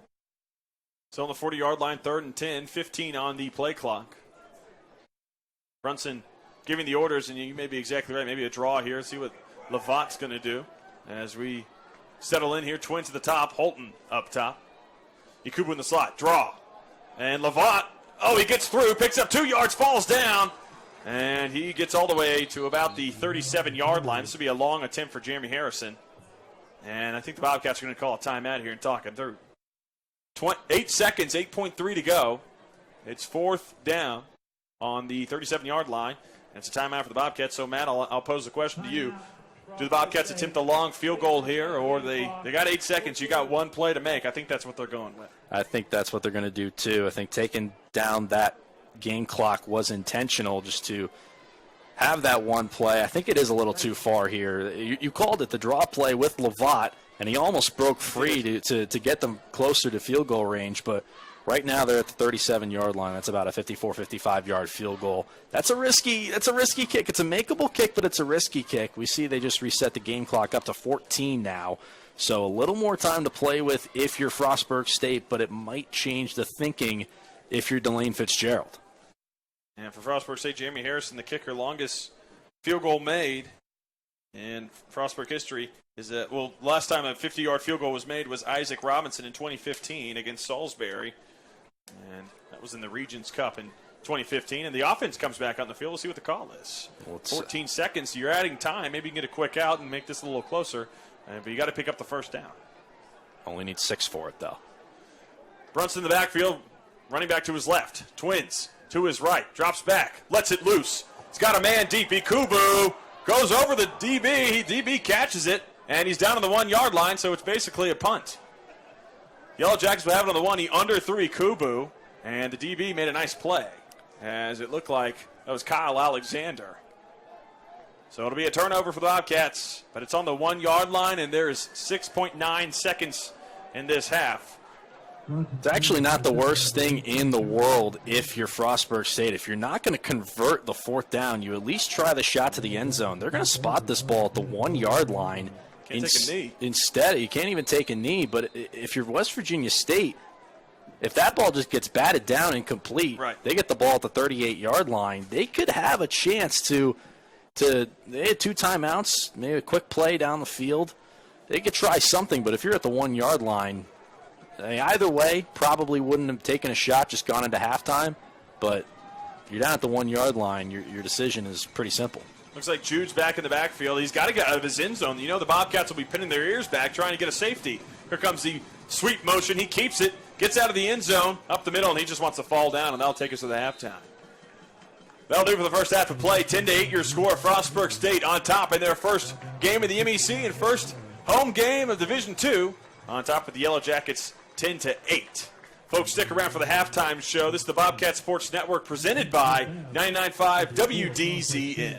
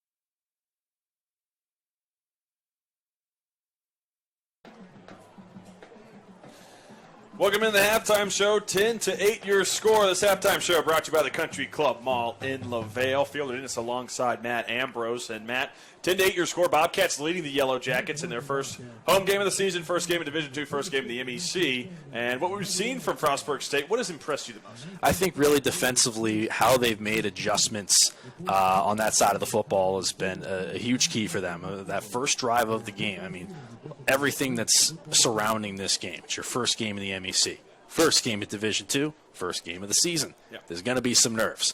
And that first drive of the game, I think we saw that from Frostburg State. West Virginia State just marched down the field, 82 yards in 8 plays, and were able to score a touchdown very easily and then convert on an interesting 2-point conversion with a direct snap and no lead block from an offensive line. But we saw Frostburg State really limit the passing game from West Virginia State after that initial drive. The Yellow Jackets had over 100 yards passing in that first quarter, 101 to be exact. They're sitting right now at 136 passing yards. The rushing game really took the forefront in that second quarter from West Virginia State. 31 in the first quarter for the Yellow Jackets. They end the half with 116. We knew that they had a solid ground game coming into tonight, and we didn't see it much to start. but we're seeing it as the game has gone on. But Frostburg State has done a good job adjusting. The aerial game they've taken away. The secondary, those guys have really stepped up. Mike Bell in particular has done a very good job.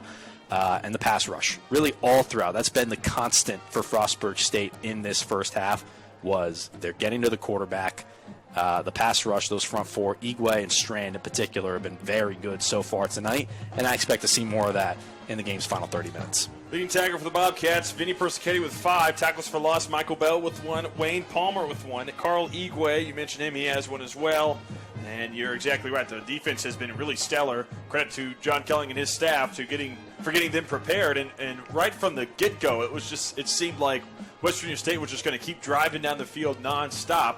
But then the Bobcats really bowed up and held their ground. I think what really has impressed me also offensively, looking at the FSU attack, we knew Brunson had the arm talent to move the ball, but the running of Gavin Lavatt in the offensive line has been really impressive already today. And at half, he's got 64 yards, on pace to get over 104 yards a carry. What have you seen from Lavatt that you really like? He's powerful and he's aggressive. He takes the ball, puts 2 hands over it, and he just goes straight ahead, and he doesn't care what's in front of him, and we've seen that from him. We mentioned how productive he's been in the past. Back in 2015, his first year with Frostburg State, 450 yards rushing and 5 touchdowns that season. 2 years later, at over 700, and he's off to a good start tonight. You mentioned the 64 yards he's gained so far tonight on 14 carries. He's well on his way to a 100-yard game. I could see it happening tonight because they're turning to him a lot. They're trusting the ground game. They're not putting as much pressure on Will Brunson to have to throw the ball and win this game. And if they have to give him the ball and have him throw it down the field, he's been able to do that in this first half. Only 9 passes attempted from Brunson, 7 of them completed. He's over 100 yards and has a touchdown pass as well. So that ground game from Frostburg State has been really important in allowing them to open up the aerial attack for them so far. West Virginia State has moved the ball well, as you said, through the ground, but Hensley has thrown the ball exceptionally well, 136. It's long of 30 yards. And Zach Pate, 5 catches, 65 yards. He's long of 25. What have you seen from West Virginia State offensively that's impressed you other than that first drive? Hensley he's been solid. He's been poised in the pocket. Anytime that rush has closed in on him, he's done a good job at evading that rush and able to escape the blitz, either throw it away or just find a check down option. And he's been moving around a bit. He's getting out of the pocket. He's not afraid to do that. And we've seen, of course, we talked a lot about that first drive from West Virginia State, how good it was. But Hensley first came back from injury from last season after going down in game 1 of the season.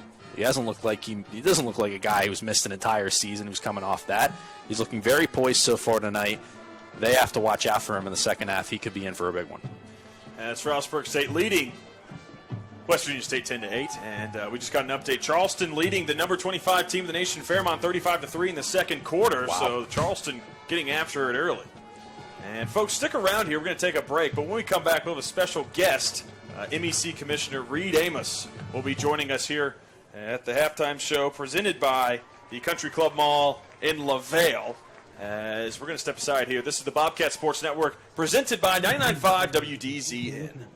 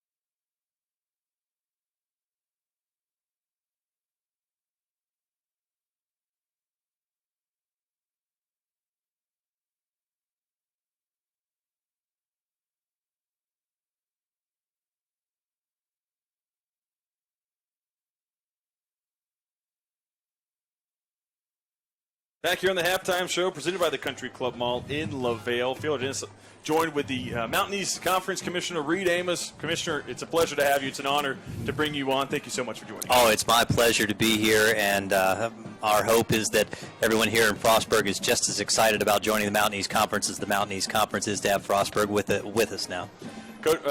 Reed, I'll ask you the first question.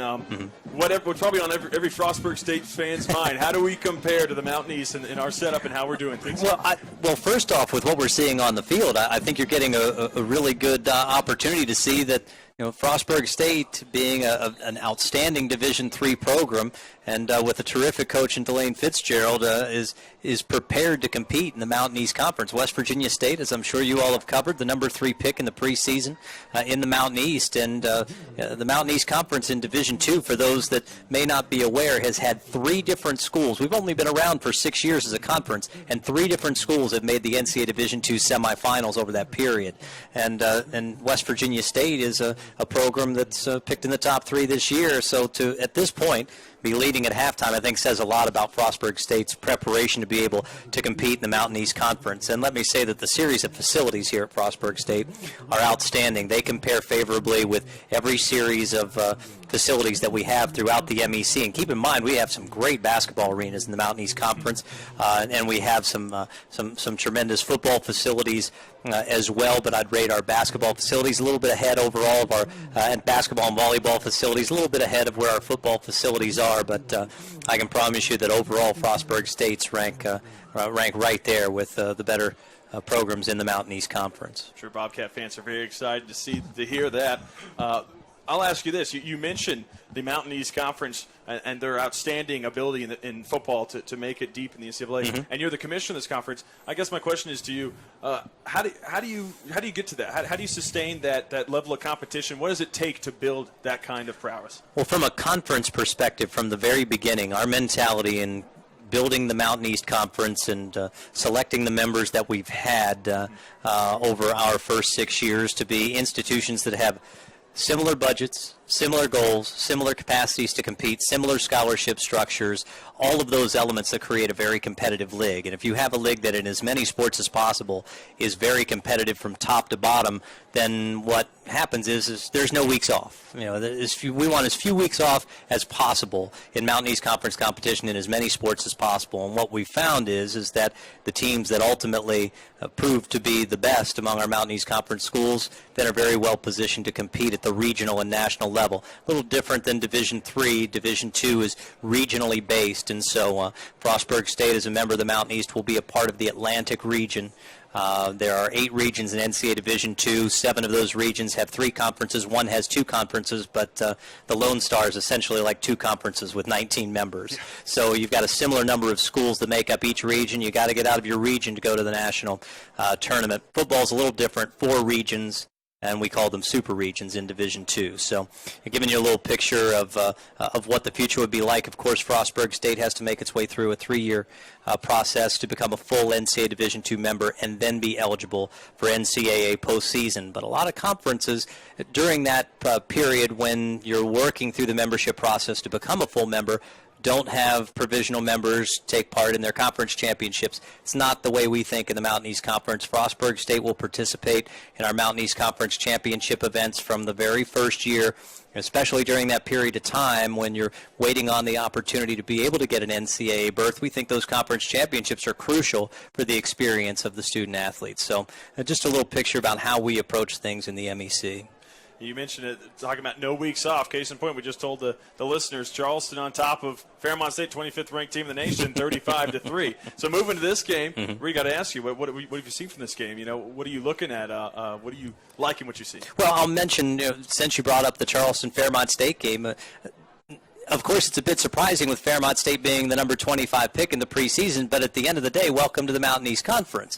Right. like I said, 3 different programs reaching the national semifinals, and among the 3 programs that have reached a national semi in 6 years, only one of the 3 was the preseason number 1 pick in the league. So, as much as we like to prognosticate at the beginning of the season in Division II, there are a lot of players that get infused every year as players graduate, and so you can have a lot of volatility from one year to the next with regard to who might win your conference championship, which adds to the excitement. And thus far tonight, I think most people would have predicted before football kicked off tonight that Fairmont State, the 25th ranked team, would probably win at Charleston, and that West Virginia State, taking on a rising Division III program, would probably win tonight. Well, at halftime, both are significantly in doubt. Absolutely. Not to get too big picture here, but what do you see for the near future of the Mountain East Conference? Well, in the near future, what we want to do is continue to maintain our level of competitiveness, create a tremendous experience for our student athletes in all 23 of our sports. When the conference began, we started with 16 conference championships. We've grown it over our first 6 years now into a 7th to 23 sports. And essentially for our institutions, those are opportunities to recruit students to their campuses. And so we're hoping to continue to grow those opportunities for our campuses and literally help contribute not just from an athletic standpoint, but overall to the missions of all 12 of our institutions. So in the short term, that's our goal. We have even surprised ourselves with how much we have accomplished in 6 years collectively with our 12 members in the Mountain East Conference. So our goal is to continue to maintain the level where we are and just continue to take that next step forward. Mr. Amos, to tell me that you're a former broadcaster, my final question is, sure. Do you want to just take the mic and I'll give this to Matt and you No. can take over?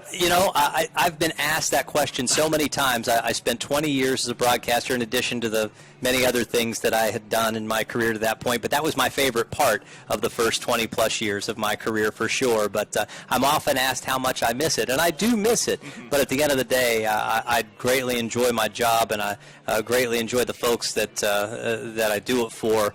And, again, so pleased that Frostburg State is joining us. Now, if you ask a second time, though, I might say yes. So, Mr. Amos, thank you so much for joining us on the Bobcat Sports Network. Thank you for the time and your well wishes, and we really appreciate you joining us, and I guess enjoy the rest of the game. Thank you very much. Pleasure. This is the Bobcat Sports Network presented by 99.5 WDC, and we'll have the rest of the halftime show after this break.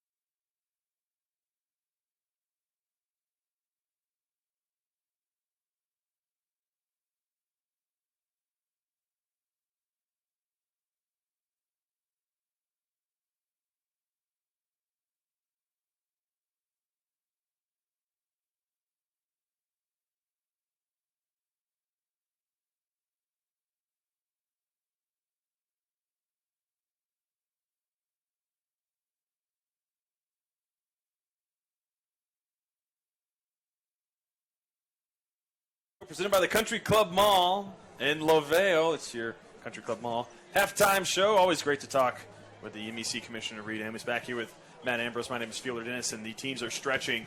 And we've got about 2 minutes till we start the second half of play, and Reed Amos mentioned it. You know, he's talked about the parity within this league, man, and we've seen it here tonight. And we mentioned the score of the other game with Charleston and Fairmont State, and we went through the stats. But what do you think the Bobcats need to do if they want to hold on to this victory? I think keep doing what they've been doing. Keep running the ball. It's been working for Frostburg in this game tonight. Gavin Lovat, we talked about him before.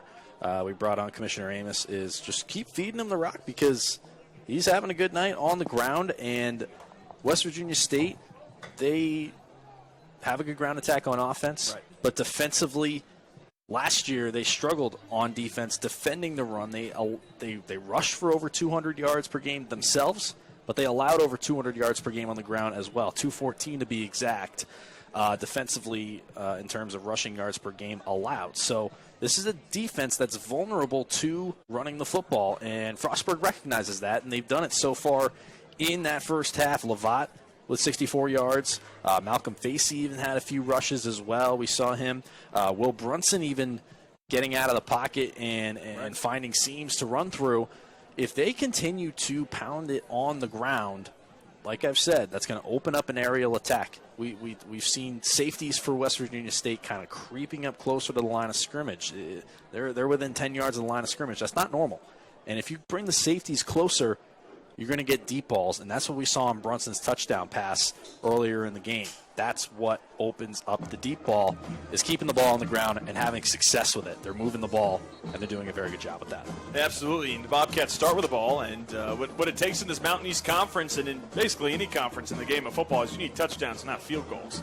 So if Frostburg State wants to try and hold on to this lead, they got the field goal to take the lead, but you got to start punching that into the end zone if you want to hold on to anything. Yeah, you're right. They got that field goal from Harrison with 7 minutes left. That gave them the lead, but then at the end of that first half, they throw the interception near the goal line. Ultimately didn't really matter. It was a fourth down play, but still to have that kind of drive with less than 2 minutes left, starting deep in their own territory and moving it within the 40-yard line on the opposite side of the field, you want to get points out of that. And they weren't able to get into field goal range to cash in. But you're right, Fielder. Those are the types of drives that you want to get something out of. And that would have been huge for them to even put up 3 before the half, and now they get the ball to start the second half. Double dip. To have that 5-point lead to start this half would have been crucial. But now when they start the ball here in this second half, expect them to put together a nice methodical drive on the ground, much like you saw in the first 30 minutes. Everybody on the sideline nearest us in all black. That's Frostburg State, black helmets, black jerseys, black pants. They know that West Virginia State is going to come out like their hair's on fire to start this second half of play and bring a lot of energy, especially on this kickoff. Terrell Brown has a seam. Terrell Brown at the 20-yard line, getting downfield, 30-yard line, bounces outside, 35, 40, 45, and is brought down. Great field position for Terrell Brown, and a late flag thrown on the field. We'll see what the call is, but Terrell Brown, an explosive electric player. Yeah, he absolutely is, and he fielded that at the 5, and he was off to the races, weaving through defenders, and he's able to get up to the 45, but pending this penalty as it came in right at the end of the play. We saw him do that all last season. As unnecessary roughness on the Bobcats. That was on Brady Watson, the grad transfer running back from West Virginia. Brown had just shy of 400 kick return yards last year, and he ran a punt back for a touchdown as well as he accumulated over 400 punt return yards. So when you have those quick, speedy return guys, much like Brown is, he's not only a threat in the special teams game, but we've seen him have an impact in the passing game as well. As Brunson comes out in the field, he's leading the offense. Twins at the bottom part of the field, nearest the Frostburg sideline. In the backfield is Gavin Lovat in that pistol formation. Motion across the formation, handoff to Lovat, up the middle, finds 2 or 3 yards, and is driven backwards. But he picked up 3, and, you know, that's the one thing people say about those running backs at the next level. They want them to fall forward, and Gavin Lavat's done that. He got driven back that time, but he wasn't going down easily. No, he wasn't. He hasn't gone down easily all night long. Very aggressive running style from the Bobcat tailback, and really throughout the first half he imposed his will, and he's continually trying to do that now. Obviously, a consistent 5 yards would be great. 4 is spectacular as well. But just getting 3 every time. You go here, you get 3rd and 4. Next thing you know, you're short yardage. That's great. Terrell Brown, swing pass outside, gets him in space, and he gets close to a first down. He's about 4 yards short. Pick up about 3, and it'll be 3rd and short. I like that play. A little fake handoff to Lovat from Brunson. He swings it almost like an extended handoff to a playmaker. It is, and you want to get a guy like Brown in space, and they do so right there. The play fake and getting Brown open, flanked out to the right, coming out of the backfield, able to accelerate a little bit and juke through a few tacklers and get a few yards. Not a huge gain, only 3, but that 3rd and 4, those short yardage third down situations is what you want if you're Frostburg offensively. Brunson the shotgun, Lovat to his right. Terrell Brown in the slot next to Lincoln Ikubu. Drops back, looking at Thornton. Throws it out wide, nice catch. And a first down, close. Looks like it was a swing pass to Lovat. And moves his chains, and that's huge for this offense. That is, and those short yardage situations opens up the playbook a lot more. You're able to spread the field more, and just getting a guy like Lovat out of the backfield, just a quick little out route. Once he gets past the line of scrimmage, all you have to do is make that catch, turn around, get a couple yards, and they move the change. Haven't mentioned it much as the Brunson the shotgun. Great energy, great environment here at Bobcat Stadium. A lot of fans in the seats and the tailgate beforehand. RPO, Brunson keeps, 5-yard gain, bounces outside and gets a first down. That's the athleticism from the Albany transfer that the Bobcats need. We saw him run the option in the first half, but every time he handed it off to the running back, whether it was Facey or Lovat. This time he keeps it, and you get the defense anticipating the handoff to the tailback. Brunson keeps it, and he finds the edge and gets the first down. When you're discussing RPOs, it's all about the flow of the offensive line. Where's that running back going? Get that defense to flow one way, rip it out of the stomach, and take off the other direction. It's a misdirection play, just like any basic counter. Lovat in the backfield, Forte with him, and George Richardson, the tight end receiver, out by himself. So look for some blocking out to the right side. That's the strong side of the offense. Unbalanced offensive line, play action. Brunson throws it deep. He's got Richardson, and he overthrows him. But a little late tackle by the safety.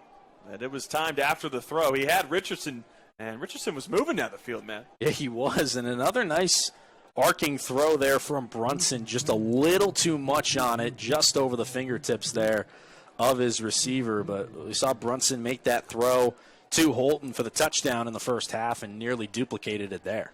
Take a shot, 1st and 10 on the 50-yard line. Now it's a 2nd and 10, and Lovat in the backfield. Looks about like 7 or 8 in the box for the Yellow Jackets. Bounces outside. Does Gerald Anderson. He's creeping back in. Here comes a potential blitz. Late snap, good penetration, but Lovat spins out of it and picks up 2 yards, and we've seen that all night from Gavin Lovat. He got away from big number 92, Anthony Casillas, the Cypress, California native. He was stuffed in the backfield, and that was a 2 or 3 yard loss. Dead to rights. He did, and Lovat able to spin away and get positive yardage out of it.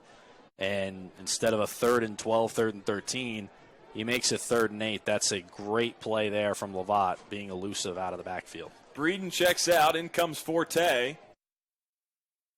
And it's 3rd and about 7 or 8. So we see what the Bobcats offense has dialed up. These are the kind of down and distances they wanted to avoid, but you take that shot and you almost had them in that first down. Power shotgun, snap, blitz coming. Picked up in the middle. Brunson airs it out. It's got a receiver. Brown up and catches it. What a spectacular grab. Terrell Brown on the 15-yard line. 1st and 10, Bobcats. Make a play, Terrell Brown. Terrell Brown, he may be 5'8", but he got up and got that one. A high-arcing pass in man-to-man coverage down the near sideline, and Brown went up and snagged that one out of the air for another big gain for the Bobcats. Over Kyle Alexander, the senior 6'1" DB. And it looks like we may have a timeout. Stoppage of play. As the Bobcats with a big play on 3rd down, and that's keeping them alive here. That's the official's timeout. We'll take it with them. Your score 10-8 here in the 3rd quarter, 11:26 to go. Bobcats in the red zone, threaten to punch it in. Once again, stick around here on the Bobcat Sports Network, presented by 99.5 WDZN.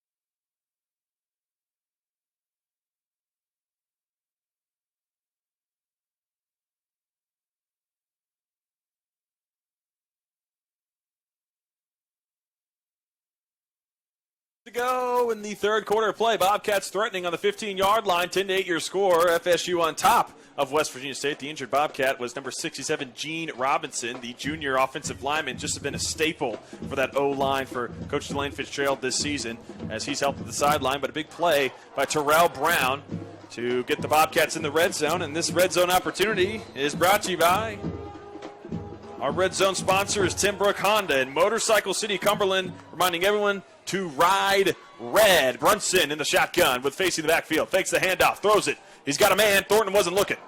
He had a guy up the seam. He missed him. Chandler Breeden in with Holton, but it'll be second and 10. Rather. Yeah, Thornton just didn't get his head turned around in time, running a slant route near the goal line. And he just turned his head around. He could have gone up and made that grab for a touchdown.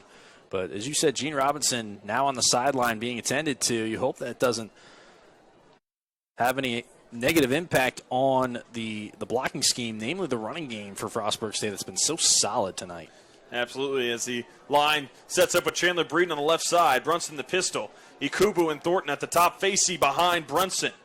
Snap comes to Brunson. Hand off to Facey, blitz off the edge. Facey bounces outside, almost lost the ball, but he picks up one or two. If he'd have gotten out a little quicker, a jump cut, he may be walking to the end zone, Matt. Yeah, he could. He just a little bit of a stumble at the line of scrimmage and not able to break it. And now you have a third down and long situation for Frostburg State.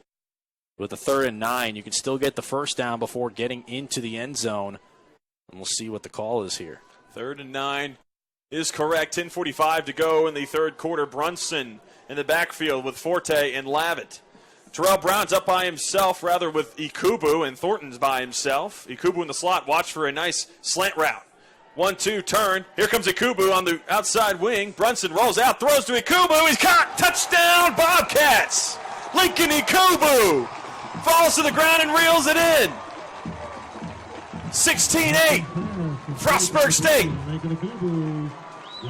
They roll Brunson out to the right, and this time it works out as Ikubu runs a curl route to the goal line, just turns around, gains position on his man, and catches it right into his body for the touchdown. And Brunson now has his second TD pass of this season opener. What a catch by Lincoln Ikubu. Jeremy Harrison, kicks it up and good, but there's a flag on the play.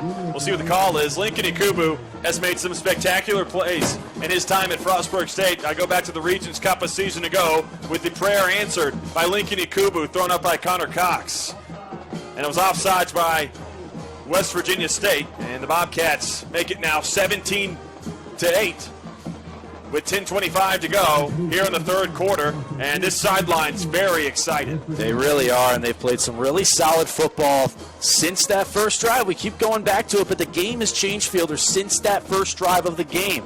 West Virginia State marched right down the field and scored a touchdown very easily in that first drive, and they've been shut out ever since then. 17 unanswered from the Bobcats, and that extra point is crucial because it's a two-possession game now for Frostburg State. Here you go, Matt. 10 plays, 70 yards, 4:22 off the clock. Just how J.C. McDonald and Delane Fitzgerald drew it up. As Jeremy Harrison will do the kickoff honors. This kickoff brought to you by the Toasted Goat, located in the historic Hotel Gunter in downtown Frostburg. As Jeremy Harrison, the longtime kicker for the Bobcats. Here last year, Vinny Persichetti out there. You see Jake Brochart, and it's all about keeping the team in front of them now. That's the Yellow Jackets, making sure to eliminate the big plays. Here comes the kick return. Looking for a seam, bottled up. Bounces outside. Persichetti with good holding of the edge, and he's wrapped up at the 25-yard line. That's about perfect. As you can see, Vinny Persichetti really contain the outside. Well done. All you need to do is stay in your lanes right there, and Persichetti doing a good job pursuing the football and bringing them down at the 25-yard line. Another good job on special teams. We talked about that off the top. Frostburg State really had to control those 6 seconds during special teams. They've done that to a T so far tonight. Delane Fitzgerald, I bet, is very happy with that. Big return from Terrell Brown with good coverage from his team. Wade Palmer in a blitz outside it, and it's picked off. Interception, Frostburg State. Michael Bell reels it in. Great blitz package by the Bobcats, and Hensley throws it away. Michael Bell jumps in front of it, and it's a turnover. Looks like it's going to come back, though. You're exactly right, roughing the passer after the throw, as it's a costly penalty, as Bobcats really could have built some momentum off of that. Yeah, I was just about to say that was an interception that was forced really by the blitz from Wayne Palmer, but as a result, Palmer hits Hensley well after the throw, and a roughing the passer penalty erases the interception and gives West Virginia State 15 yards. Carl Igwe, Walter Riley, and one of the Cranes, it looks like it's Ryan Crane on the defensive line. Ryan Crane, brothers of Michael Crane, both from Reading, Pennsylvania. Sophomore, snap to Hensley, outside. Gorman bounces forward for about 4 yards. As it'll be second down, but a good play. Ran out by Carl Garman.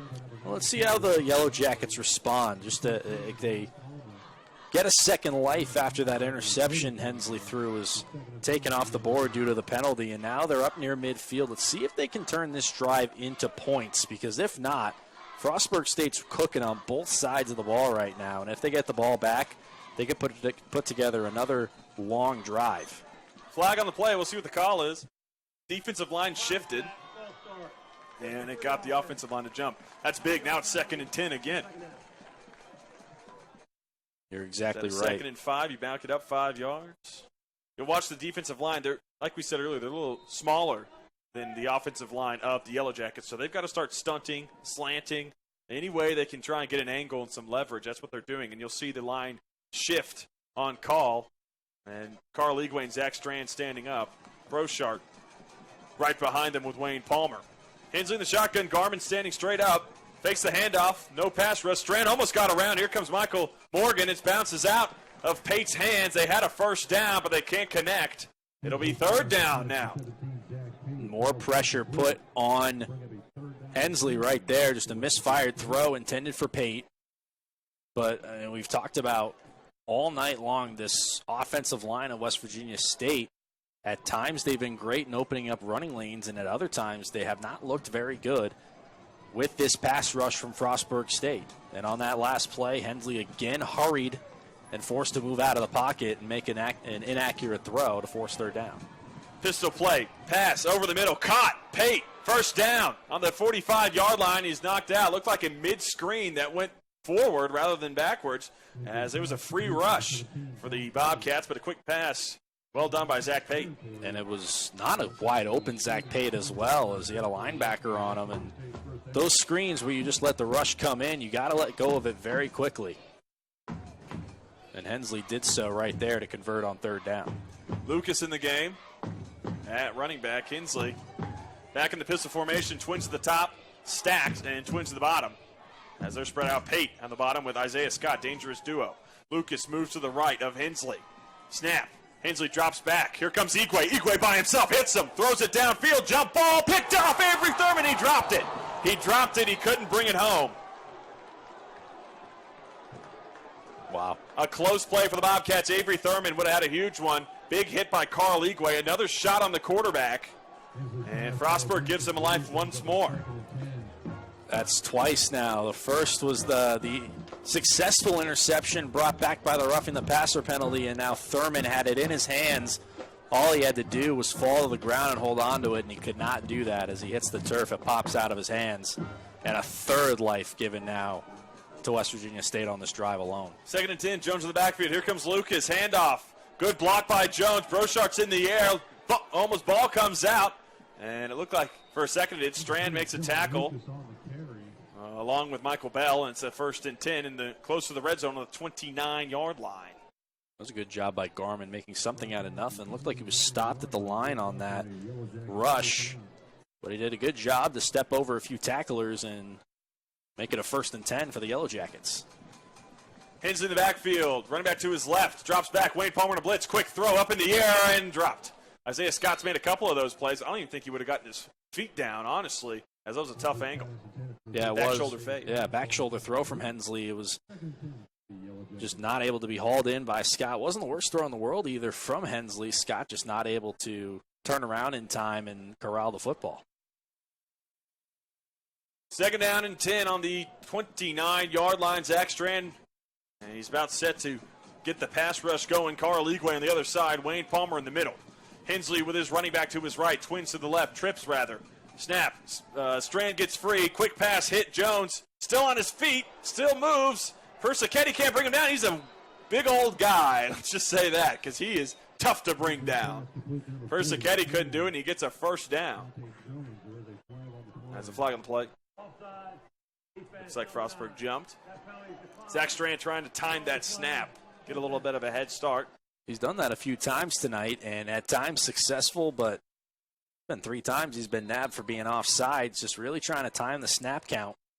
And a few times tonight he's mistimed it by just a few milliseconds. West Virginia State's in the red zone. Our red zone sponsor is Timbrook Honda in Motorcycle City, Cumberland, reminding everyone to ride red. Snap, handoff in the middle, and he gets next to nothing in 1 yard. That was Garmin. And it'll be second down and about 9. I tell you what, Bobcats have really nothing for number 43, Dante Jones, the junior running back, 6 foot 245, and he just took on the entire defensive backs, and he drove down the field 4 or 5 more yards. And here's Hensley again in the shotgun. It's a tough frame to bring down. Right. Snap, rolls out. He's got a man wide open, underthrown and dropped. He had him as he was looking for Garmin. That's happened a few times today, Matt. He's throwing on the run, and his feet aren't under him. They're trying a few screen passes now and just letting the rush come in towards Hensley, but a few times just misfiring on the throws to the screen receiver right there, just underthrowing Hensley there, underthrowing his intended receiver, Garmin, out of the backfield, and it brings up a third down. Those are the types of plays you need to connect on to make these third downs not so daunting. Big third down, 6:43 to go. Hensley in the backfield, 2 receivers to both his right and left. Running back Garmin on his right. Third and about 9. Bobcats need to stop the force of field goal. Snap, drops back. Strand on the pass rush. Thrown to Garmin, big hit. Wayne Palmer, a flag on the play. And we'll see the call, but Wayne Palmer delivered a blow, and it was not enough for a first down. I think this might be a hold on West Virginia State. If they want to do that, brings it back 10 yards. See what the call is. Yeah, I think you're right. They're talking to Coach Fitzgerald now, and that pass rush got back there. Strand got loose. Igwe as well. He's having a heck of a game, Carl Igwe. This is not a routine decision as well, because, yeah, the play as it stood would bring up 4th down, but West Virginia State would be at the 14-yard line and well within field goal range. They could back them up 10 yards as well, and that's what they're going to do. So now it makes it about 3rd and 18. As Frostburg State elects to back him up, as you say, and we'll see what the play is. Maybe a draw, maybe a screen. But this is the opportunity the Bobcats wanted. It pushes them back a little bit. If you get an incompletion or no yards no yards gained, you can force a longer field goal. Trips to his right, one by himself, Isaiah Scott. Watch for Pate as he likes to go on these quick slants. Garmin on his left. Hensley. Brochart looks to be blitzing. He is. Picked up, thrown out wide. Palmer by himself. Original line of scrimmage and knocked out. So it's basically the same spot as last time. It'll be 4th down. Still not I don't disagree with the decision, however, to take that penalty, because you still it's the same line of scrimmage on this 4th down that it would have been originally. It's at the 14-yard line of Frostburg State. So you at least get that opportunity to force a longer field goal. It doesn't work out, but still worth the risk if you're the Bobcats. Ahlstrom with the kick. He's 0 for 1 today. This is a shorter one.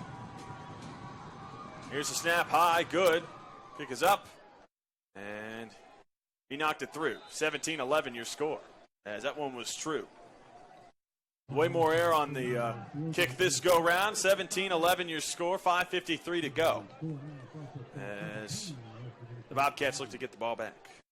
Now remember, on that drive you had the 2 would-be interceptions. The one earlier in the drive, but was called off after the Wayne Palmer roughing the passer penalty, and then Avery Thurman had another interception near the red zone on Frostburg's side of the field, but dropped it as he went to the turf. And both of those opportunities Frostburg is going to look back on that drive and say, we could have taken away the football on 2 occasions, but we weren't able to do so and gave up points. And I bet that's the message from Coach Fitzgerald to his team right now as they're about to retake the field, now up by just 6. Well, now the Yellow Jackets have seen Terrell Brown and what he can do in the kick return game. It's 5:53 to go, and he's an electric player. And I tell you, Coach, I talked to Coach Fitzgerald last year, and speaking with him on the Bobcats, the weekly podcast show where we talk to all the in-season coaches on FrostburgSports.com.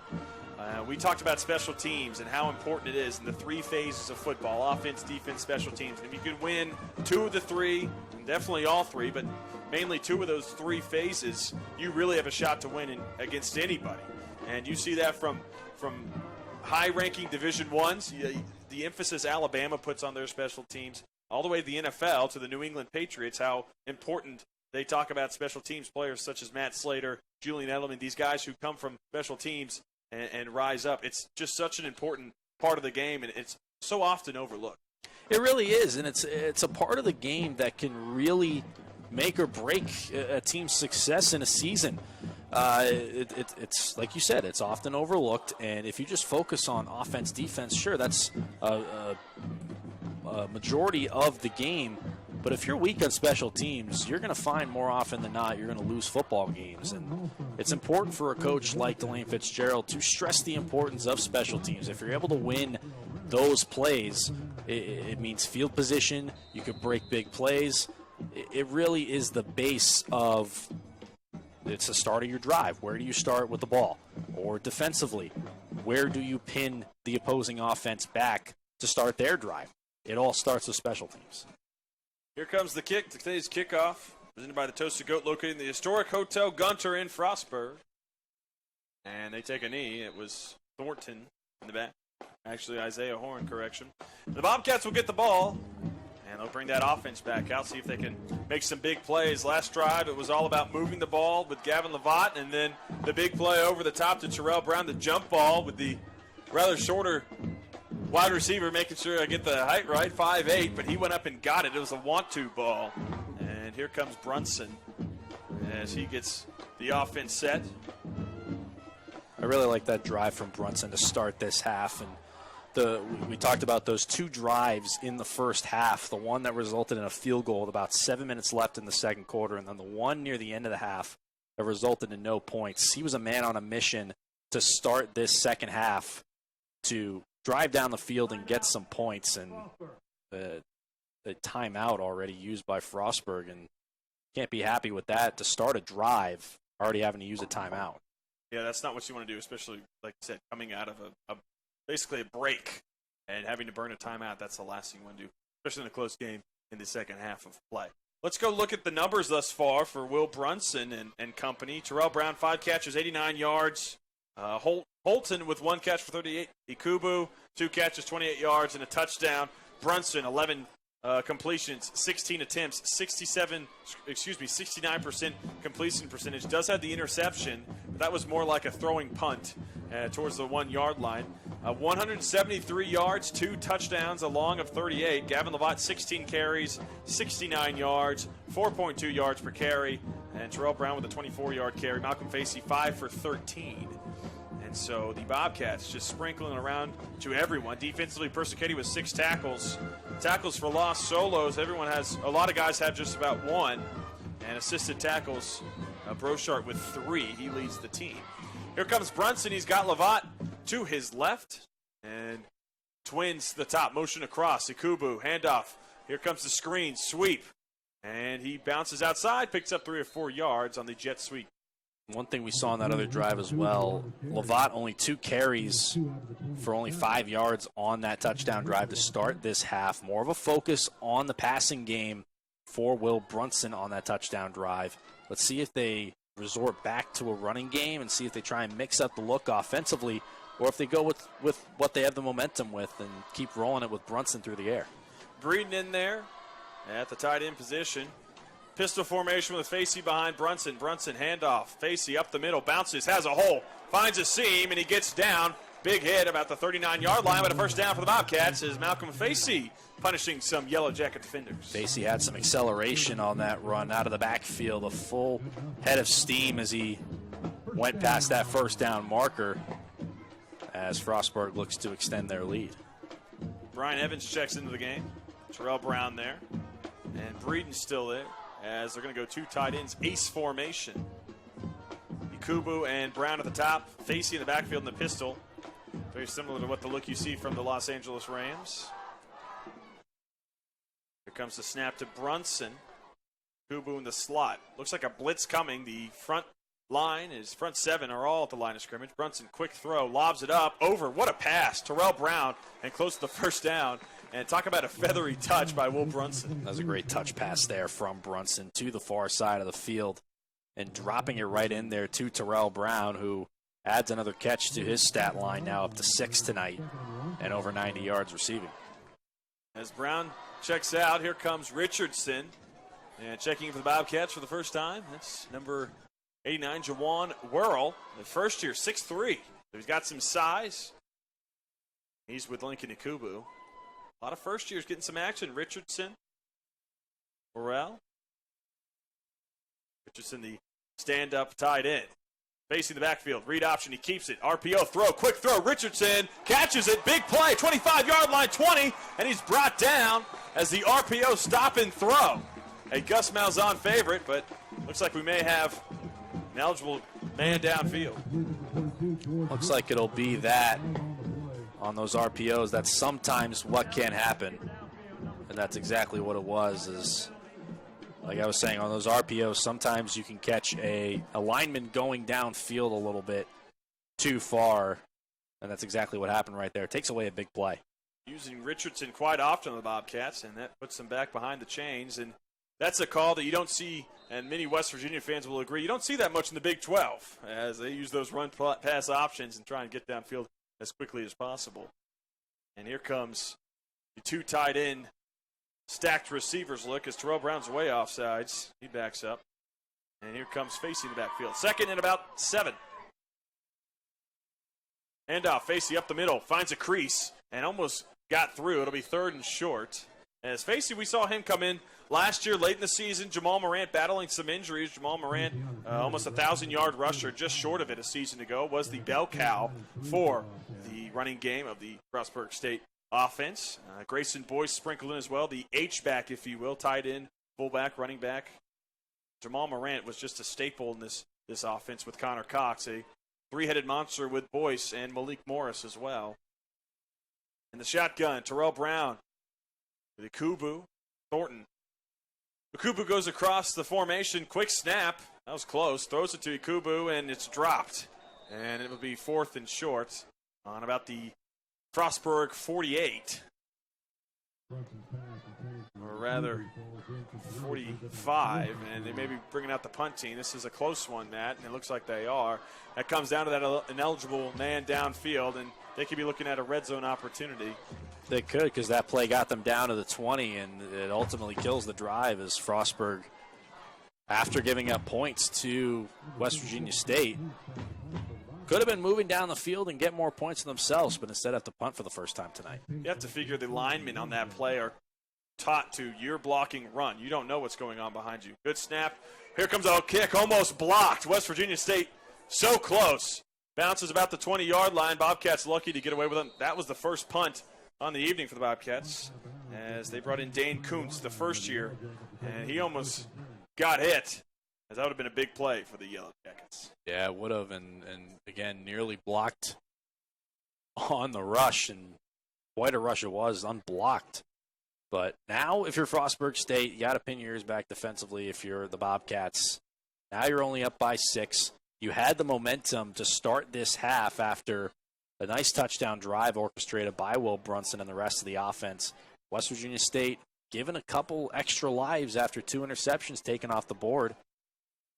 See what they can do now. Hensley takes a snap, hands it to Lucas. Lucas up the middle. Good block, and he gets about 8 yards and brought down. And some new faces in the Bobcat front 4. Luke Freeman in, Navar Solis, along with Greg Gaines, a first year, or rather Leonard Scott, 6'4", 265 first year. Freeman on the end. It's second and about 1. Hensley with Lucas in the backfield, trips to their left.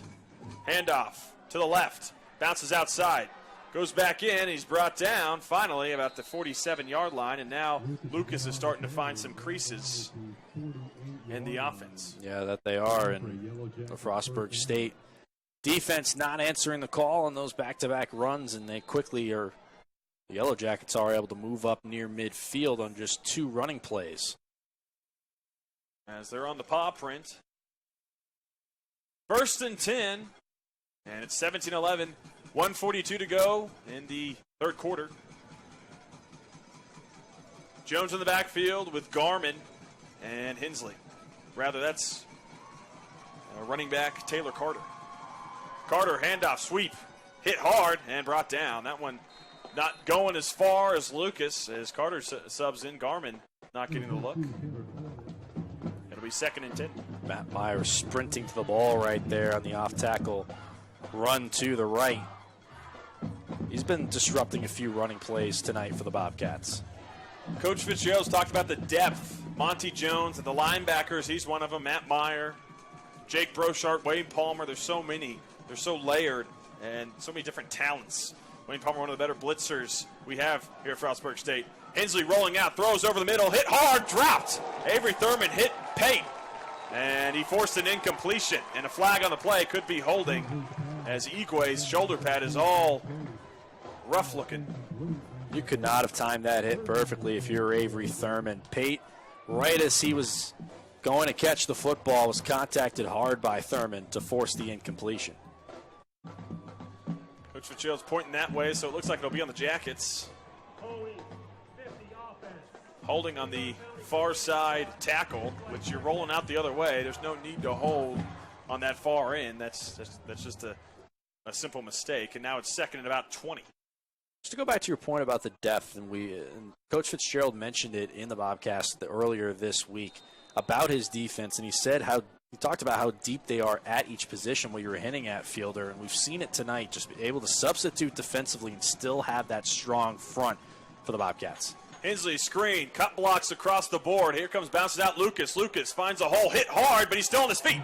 Thurman's the only man left. He's got to wrap him up, and he hits him hard and throws him down about the 28-yard line. Great run by Lucas to give the offense a bit of life here. Dylan Lucas, just a junior from Hurricane, West Virginia. That's just not good tackling for Frostburg State defensively. Got to wrap him up. Thurman thankfully able to do it, as he was the only man to beat down that far sideline, or it would have been a long touchdown run. Bobcats with a 6-point lead, and the Yellow Jackets on the 27-yard line. And Jude looks to be in the game now. Taylor Carter to his right gets him in motion. Wildcat keeps it. Quarterback power, bounces out wide. Where's the contain? And Persichetti pushes him out, and Michael Bell was there as well. He picked up about 8 yards, and now the Yellow Jackets are starting to move. Really, the couple drives they've had, they were given those extra lives last drive and were able to turn it into points, and now they're just marching down the field a la that first drive of the game where they scored a touchdown and a 2-point conversion. Stays with the Wildcat here, fullback in front of him, and looks like a timeout call or into the quarter.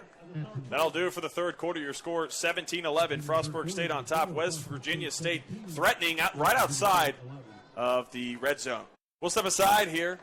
This is the Bobcat Sports Network presented by 99.5 WDZN.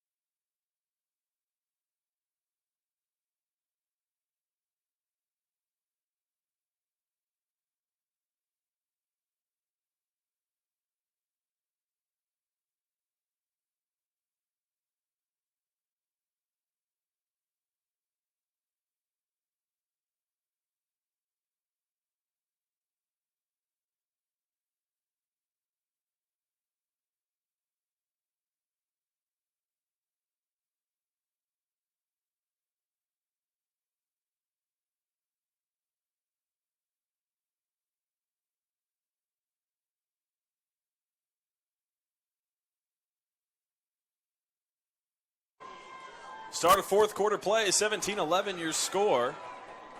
as the Bobcats lead, and the Yellow Jackets threatening in the red zone. Matt, that quarter, what did you see statistically that really jumped out? Well, for West Virginia State, they were benefited by 2 miscues defensively for Frostburg State, the penalty, the wipeout, and interception, and the other was a drop. And then offensively, the illegal man downfield wiping out a big gain offensively. Jude, quarterback power, and bounces out. He gets stuffed, gains about 1. It'll be 3rd and short. West Virginia State's now in the red zone, and our red zone sponsor tonight is Tim Brook Honda in Motorcycle City, Cumberland, reminding everyone to ride red. It's going to be 3rd and short. Bobcats trying to get a stop here right outside, really close to the 20, and Jude's still in. Look for them to run yet again. He may pull it. Running back to his left, motion across the face, handoff, jet sweep. They are right there, but he bounces outside. Here's Garmin. Garmin wrapped up and thrown down by Vinny Persichetti. Zach Strain and Wayne Palmer both had shots, but Garmin eliminated that angle. It'll be 1st and 10 on the 10-yard line.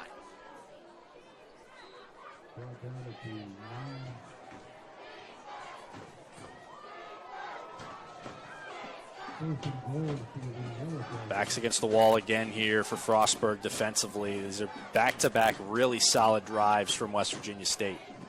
Hensley in the pistol. Garmin behind him, fullback in front of them. Garmin bounces out. He's got a lane to the 5, 3, bounces out of bounds. And it'll be on the 2-yard line, 2nd and goal. As that was just a basic power play, and the Bobcats trying to catch their breath on the defensive line and just stop any type of touchdown here. Whatever lack of blocking the Yellow Jackets had to start this game in that first half has really gone away here in these last few drives. The running game has woken up again. Jude in the shotgun formation, jet sweep from Lucas, keeps it, runs to the middle, ball comes out. Michael Meyer has it. It's a fumble. What's the call? And they're calling him down. Down by contact, but it was picked up by Matt Meyer. And we'll see what the call is. They're discussing it. He ripped it right out of his hands while going down. They may say forward progress. Oh, it's a fumble. Bobcats get the ball. Bobcats get the ball with 13:31 on the 2-yard line. What a costly turnover by West Virginia State. Look at it. There's Matt Meyer, just rips it right out. And it's a recovered ball. Big play by the Bobcats. Matt Meyer, I mentioned him a few minutes ago. He has been active around the football tonight, and no more active than that play right there. And what better time to do it? At the goal line, they had to make a big play. West Virginia State had all the momentum, and Meyer comes in there, helmet to the football, knocking it out. 1st and 10 on the 1-yard line, pistol formation. Bobcats don't want to give up the safety here. Brunval gets the snap. He's got Lavitt behind him. Oh, it goes over his head. That's going to be a safety. Goes out of his hands, and that's 2 free points for West Virginia State. A costly mistake, Matt. What a turnaround. I mean, West Virginia State marches down the field. You get a key turnover just at the goal line, and then the first play is snapped through Brunson's hands. Couldn't tell if it was really a bad snap or if Brunson just straight dropped the football. But now that gives 2 points to the Yellow Jackets to move within 4, and they get the football back. That is a humongous swing of momentum in this football game. 17-13 your score. It's a timeout, 13:29 to go. We'll take it with them. 17-13 after the safety. Bobcats will have to punt the ball away. It's Bobcat Sports Network presented by 99.5 WDZN.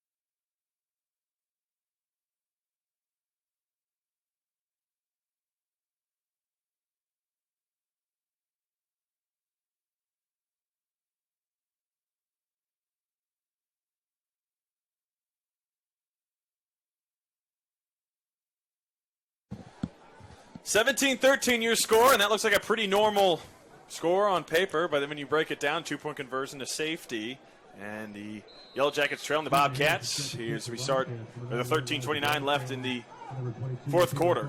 And it'll be a kickoff for Jeremy Harrison. This kickoff brought to you by the Toasted Goat, located in the historic Hotel Gunter in downtown Frostburg. Kickoff is out and retrieved by Carter. Carter trying to find a hole, and he's wrapped up by Brochart, and the Bobcats will get back on defense. So quite a turn of events if you're just tuning in with us on that last drive. Bobcats, Matt Meyer, not Michael Meyer, gets the fumble recovery on the 1-yard line. Bobcats looking to get out of their own end zone. Snap goes wide and it's a safety. So could have had 7 if you're the Yellow Jackets. End up with 2. So you'll take what you can get considering you fumbled the ball. And now they get the ball back, and Hensley can go down and try and take the lead. In the first half, it was West Virginia State really with a lot of self-imposed errors with the penalties and lack of blocking up front. But for Frostburg State in this second half.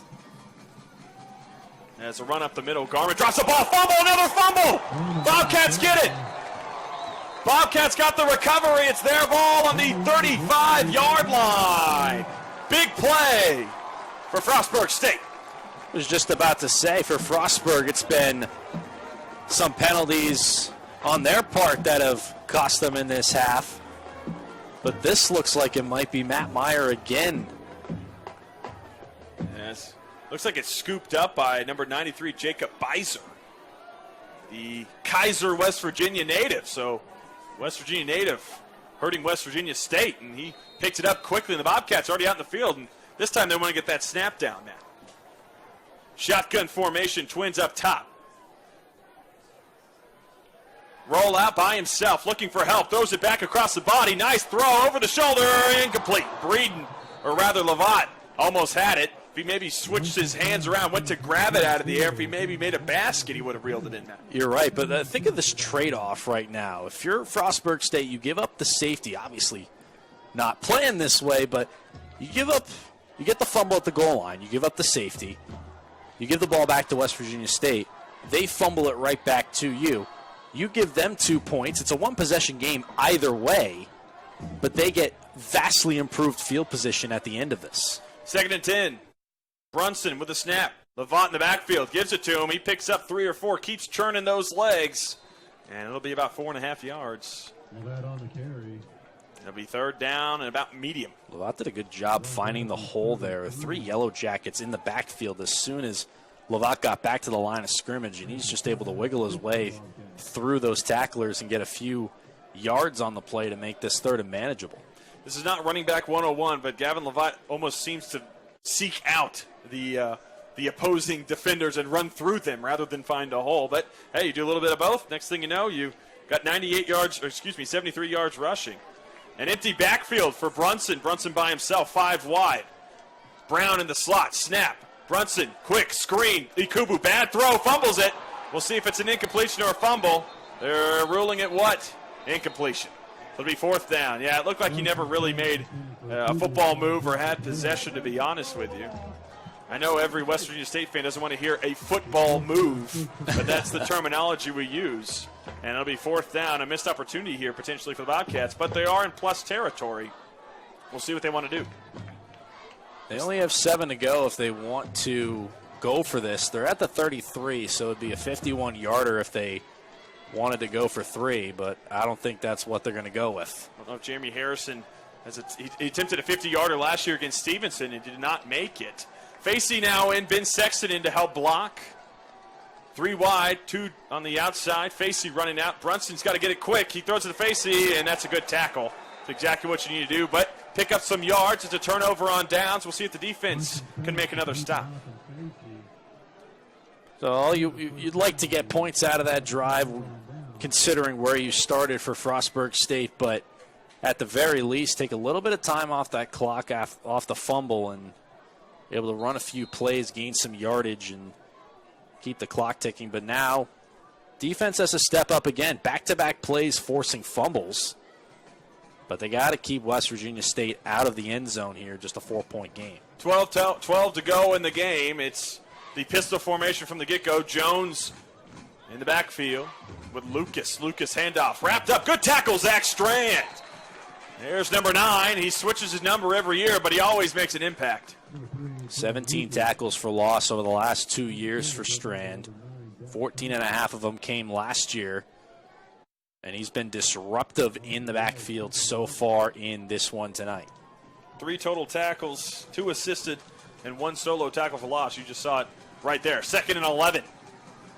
Hensley in the backfield. Handoff. Lucas finds a seam. Good blocking downfield. Jones is just moving a path, and he gets a first down. Lucas bounces back towards the 50, and it's 1st and 10. But I tell you what, every time you see number 43, Dante Jones, out there, he's clearing some kind of path, and it's a path that you and I could run through. Yeah, he really is. He's doing a good job at lead blocking. He had a touchdown earlier in the game as well, the first touchdown of the game. He's been a difference maker coming out of the backfield for the Jackets. The only touchdown for the Jackets today.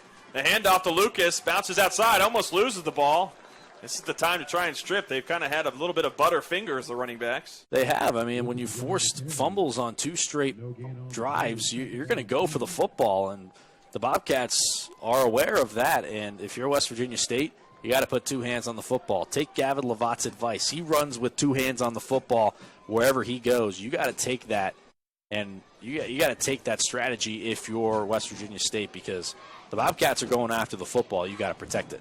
Every time they've run that quick hitter, that fullback power, which they can set up for right here, they've gotten at least 15 yards.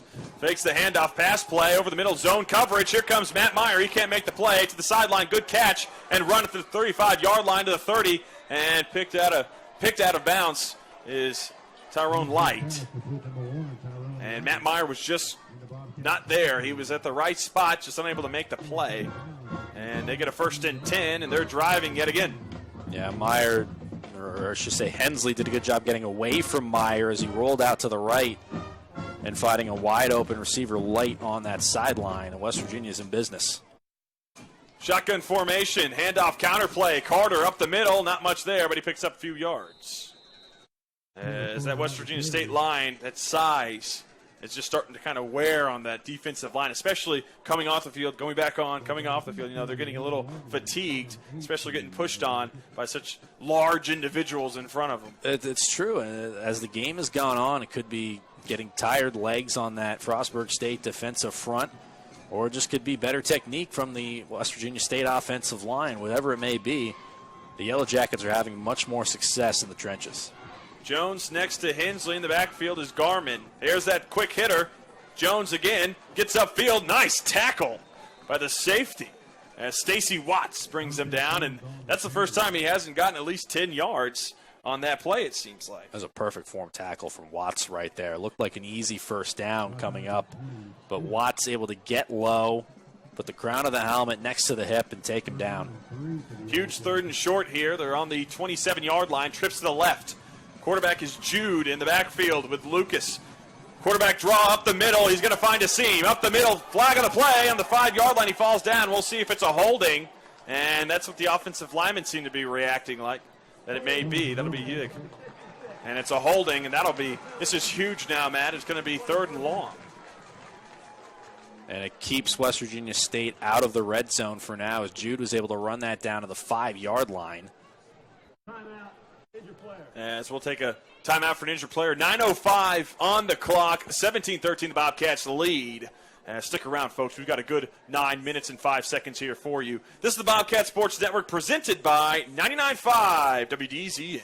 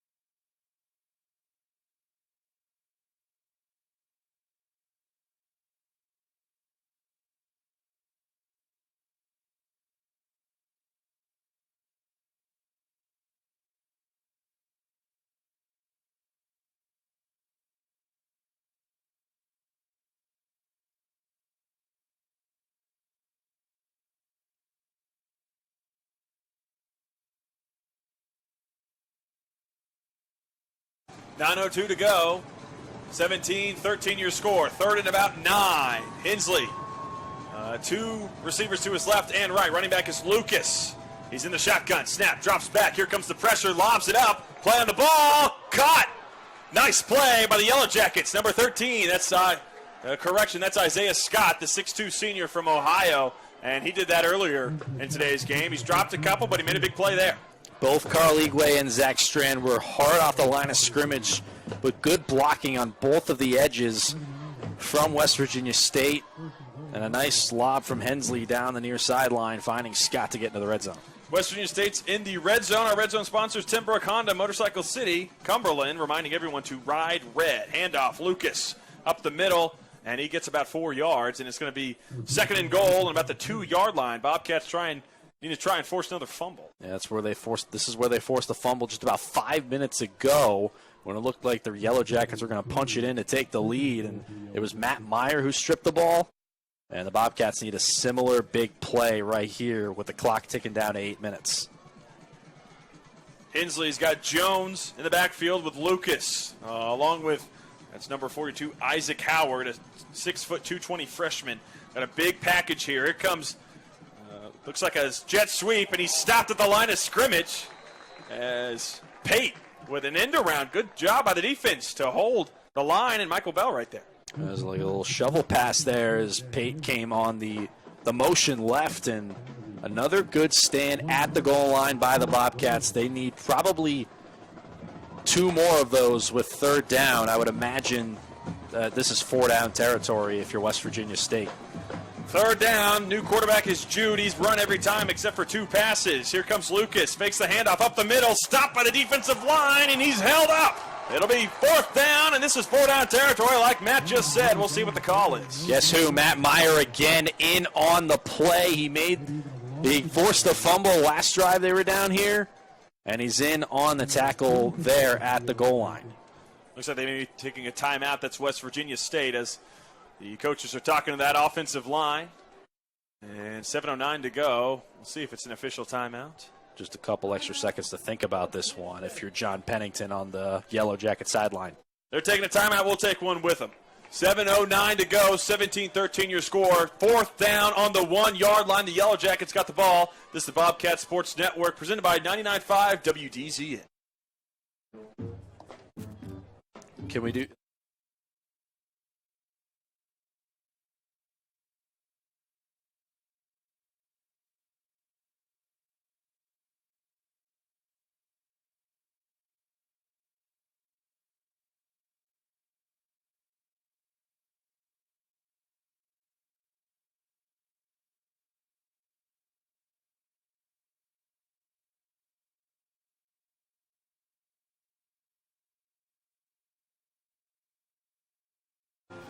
Folks, doesn't get much better than this. 4th down and 1 on the 1-yard line. 7:09 in the 4th quarter. 1-score game. Yellow Jackets with the ball. Hensley in the backfield with Lucas and a couple of fullbacks. That's Jones along with Howard.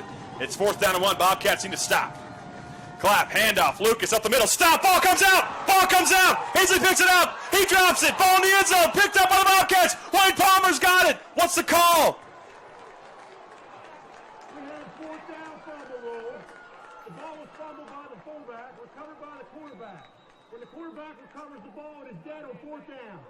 Turnover on downs, Bobcats ball. Sorry for the dead air, but the Bobcats have the ball.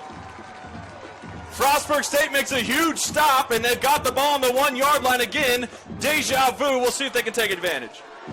Back-to-back times, they're down with their backs against the wall. Frostburg forced the fumble on the last drive. On this one, 3 plays from the 2-yard line. A shovel pass that they stop, a QB draw that they stop. And then this one, they forced 2 fumbles on the play. They keep West Virginia State out of the end zone with a chance to take the lead for the 2nd straight drive. Under center handoff to Lovat. Lovat gets 2 yards, and the Bobcats learn their lesson. They go under center right here, man. Yes, they do. And remember the last time they did that, the botched snap went out the back of the end zone for 2 points to make this a 4-point game, and they're able to snap it cleanly this time as they try and get out from the shadow of the goal line here. just get the first down, and then you can just exhale if you're this offense. Just give yourself a little bit of breathing room and then try and build a drive. Under center again. Brunson has got Lovat in the backfield with Forte. Forte finds a hole. Lovat drives his legs. He gets stood up, and he gets maybe two, probably more than just one. And it'll be third down and about 6.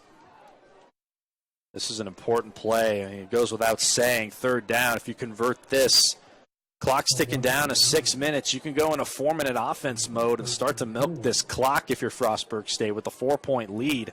But it all really rides on this 3rd and 4. Can't say enough about this offensive line today. A young group, but they're getting a push. It's 5:56 to go. 3rd down and 5. Here is Brunson with Lovat in the backfield right next to him. Snap, it's a throw. Drops it over the middle, incomplete. Had a chance. Evans was right there, just a little inaccurate. Threw it to the right shoulder. He can't make the play. It'll be 4th. But a little bit of breathing room for the punter here. It is, and that for that throw right there, it's just a misfired throw from Brunson. You got to put that one on the numbers if you're the quarterback. And with 5:46, you leave a lot of time on the clock for West Virginia State to put together another drive. Every time they've had the football in this second half, they've been able to move down the field very efficiently. And it'll be a punt here. And Coach Delaney Fitzgerald talks about Ryan Landis, the long snapper, is the best one he's ever had. It's important that he gets a good snap here. The last time the punt was almost blocked, he just gets it off. It's a low one. Bouncer. Pate's going to get it, thinks about it, and it bounces towards the Yellow Jackets. For them, it'll be on about the 39-yard line. Not a great punt. It's really short field position for West Virginia State. And that's what was so important about needing to convert that 3rd and 4 because it's 5.5 left in this game. And West Virginia State already gets to start with the football inside Frostburg's 40-yard line. It's another tall task for this defense of the Bobcats. They've answered the call throughout this half. West Virginia State's put together long drives, but they've kept them out of the end zone. A field goal and the 2 other points coming from that safety when they were pinned back. Bend but don't break. That's what the Bobcats have been today. But here's Hensley trying to break the defense. As he's got Garmin in the backfield with him. Watch for Pate in the slot. Bad snap. Not a great play. Handoff. Garmin got it, and it looked like it could have been a disaster, Matt. But they get the handoff and a clean exchange. Good job from Hensley. When he caught that snap, he kind of pinned it up against his left bicep and was still able to hand it off, and they get a pretty good gain out of that. They get 6 yards. It'll be 2nd down, about 4. As an official, the officials will take a timeout. We'll see. The injured player got right back up and is moving, but they're going to get a sub. We'll stay right here. It's a quick turnaround. Looks like it was Devin Bradshaw, the left guard. He's going to come off, but he's under his own power. Seems all right. West Virginia State. Hensley's got 240 yards passing, only sacked once. And here he is in the shotgun with Jones and Garmin in the backfield. Handoff to Garmin up the middle. He's got a lane. One man to beat. One juke move. Gets picked up. Still on his feet at the 10-yard line. He's down at about the 8. And they're back in the red zone. We'll see if they can take advantage as Garmin with some nice shifty moves. West Virginia State's blocking. It's become a whole new offensive line in this second half. A wide open hole for Garmin to run through. And he's down inside the 10. West Virginia State's in the red zone. Our red zone sponsor tonight is Tim Brook Honda and Motorcycle City Cumberland, reminding everyone to ride red. And they are on the 8-yard line. Garmin still in the backfield. Howard there and Jones. So they got everyone except for Lucas in this game. Scott by himself over top. A handoff to Garmin, and he's brought down. I tell you, these Bobcats, they get their backs against the wall, and they come out fighting. I mean, Avery Thurman, a nice tackle in the backfield there, your right fielder. I mean, they get in a goal-to-go situation. They all of a sudden increase their game and start playing more stingy defensively. We saw it the last 2 times they were backed into the red zone, a fumble and then a 4th down goal line stand. They're going to need to answer the call yet again a 3rd straight time. Hensley in the backfield. He's got Lucas this time. Lucas is averaging about 6 yards a carry. Here's the snap. Strand trying to get him. Fade back in the end zone. Up in the air again, and dropped down. It was tipped up. Michael Bell not facing him, but Light almost made a spectacular catch. Bell's got to get his head around that. He does, and it was nearly a deflected touchdown caught there after it went up in the air the first time, and Light was almost able to come down with it off the deflection, but luckily there for Bell, it fell harmlessly to the ground to force third down. I'm not so sure if Bell doesn't turn around, he intercepts that. I hit him right You're in right. the head. You're exactly right. And here comes third down. Hensley's got Howard, Jones, Lucas in the backfield. Light and Scott on the outside. Scott's in a one-on-one situation. He's the guy you want to throw the fade to. Xavier Campbell on him. Drops back. Here comes that fade. Up in the air. Campbell. In. It is caught. Touchdown. West Virginia State. They take the lead. A back shoulder fade. Isaiah Scott uses his height. And good defense by Campbell, but a good throw. I mean, what it really comes down to right there is size. You have Campbell, a 5'11", going up against a wide receiver, and Isaiah Scott, who's 6'3", and here they go with this two-point play again. Similar from what we saw the first time with Pate just walked into the end zone. They maybe wanted to go for two here. I was going to say that as they motion over, there's no reason to run this play. It's a two-point game. You kick the extra point. A field goal only ties the game. So they're being smart about this. Alstrom with the kick up, and it's good. 20-17 your score. The Yellow Jackets of West Virginia State finally punch it in and take the lead. And the Bobcats, 3:57 to go in the fourth quarter. They're going to have to make something happen. Have yet to score on their previous few drives as Brunson's led a charge, but they haven't been able to capitalize. I mean, here's your time. You want to see how well this Frostburg State team stacks up against D2 opponents. 3:57 left on the clock. It's a three-point game. Here's the chance to prove how good of a team you are in this division right here, right now. Frostburg State has been the better team all night, in my opinion. And right now, this is their game to win. They have the ball. They have 4 minutes. They have 2 timeouts. And Will Brunson has shown throughout this game he's become more comfortable. After they ran the ball mostly to start this game, they've gone to putting the ball in his hands a lot more often as this game has progressed.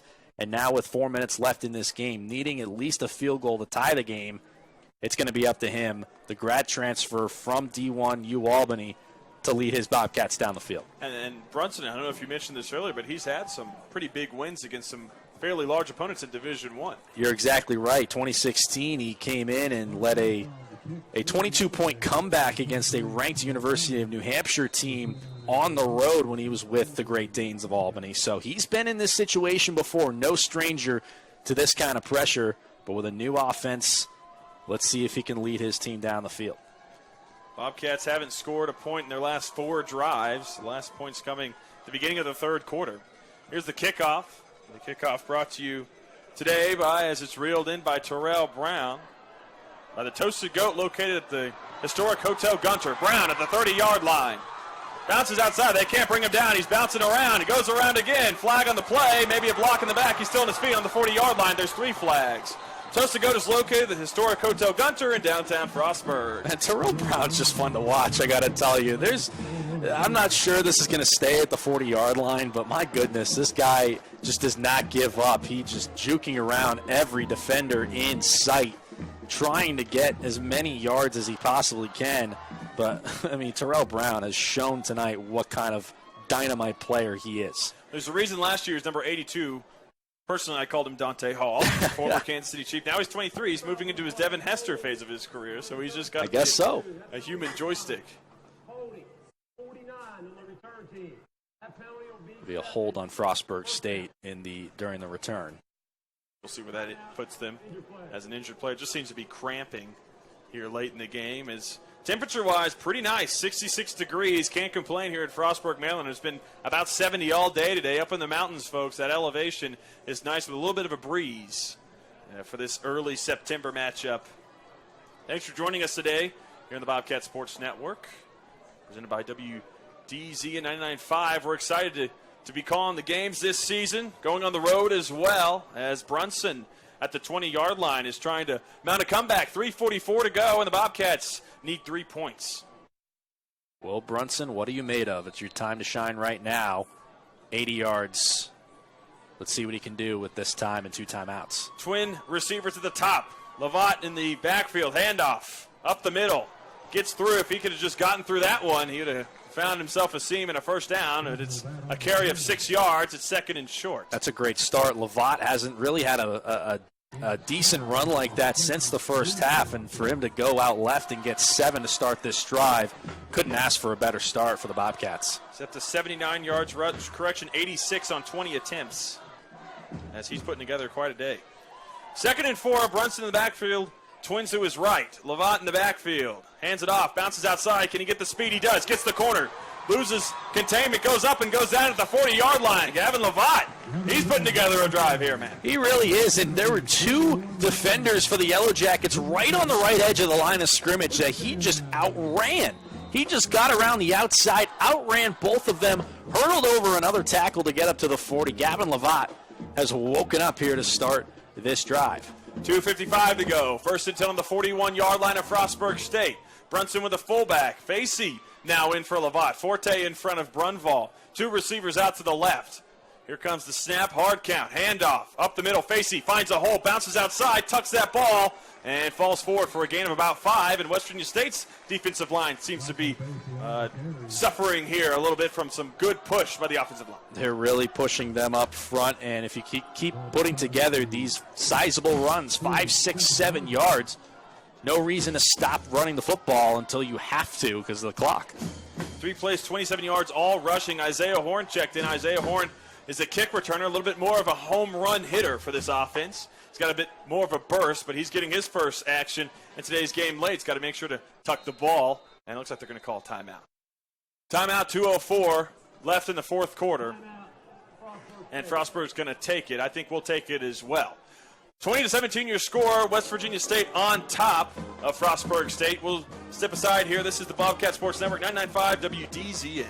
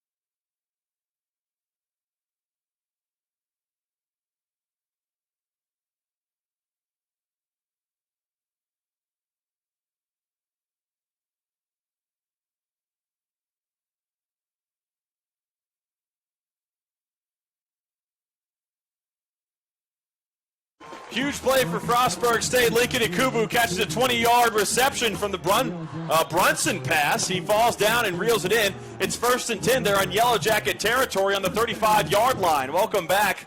1:52 to go. 20-17 your score. Yellow Jackets on top. Brunson takes the snap. Handoff to Horn. Horn goes a power play, and there's nothing there as it'll be 2nd down. But a big play, Matt, by Will Brunson to go back across the body. Ikubu was by himself. He put it on him. He may have gotten a few more yards. Yeah, but Ikubu does a good job to just focus on catching the football. That's the most important thing. Gain the yardage and get into plus territory, and Ikubu doing a great job at that. 1:22 to go. Brunson threatening to get into field goal territory. 2 receivers to the top of the screen. Lovat in the backfield, taking his time, 12 on the play clock. Ikubu's by himself at the bottom.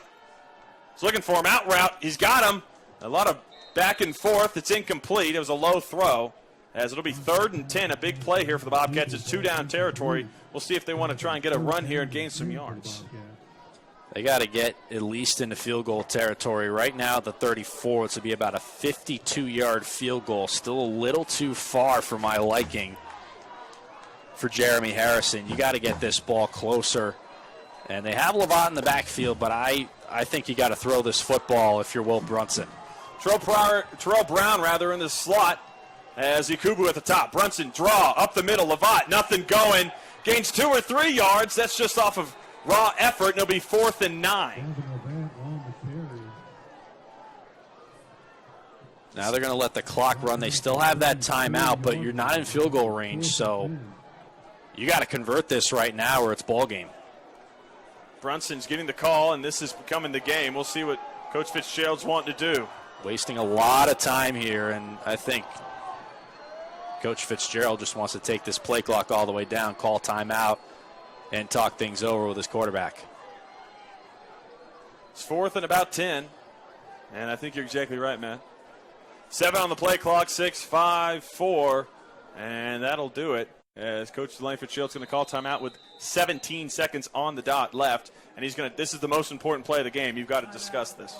So what will probably need to happen here? You can, because it's college and it stops, clock stops on first downs until they spot the ball. You can still use the entire field here. There's no timeouts for Frostburg State, though.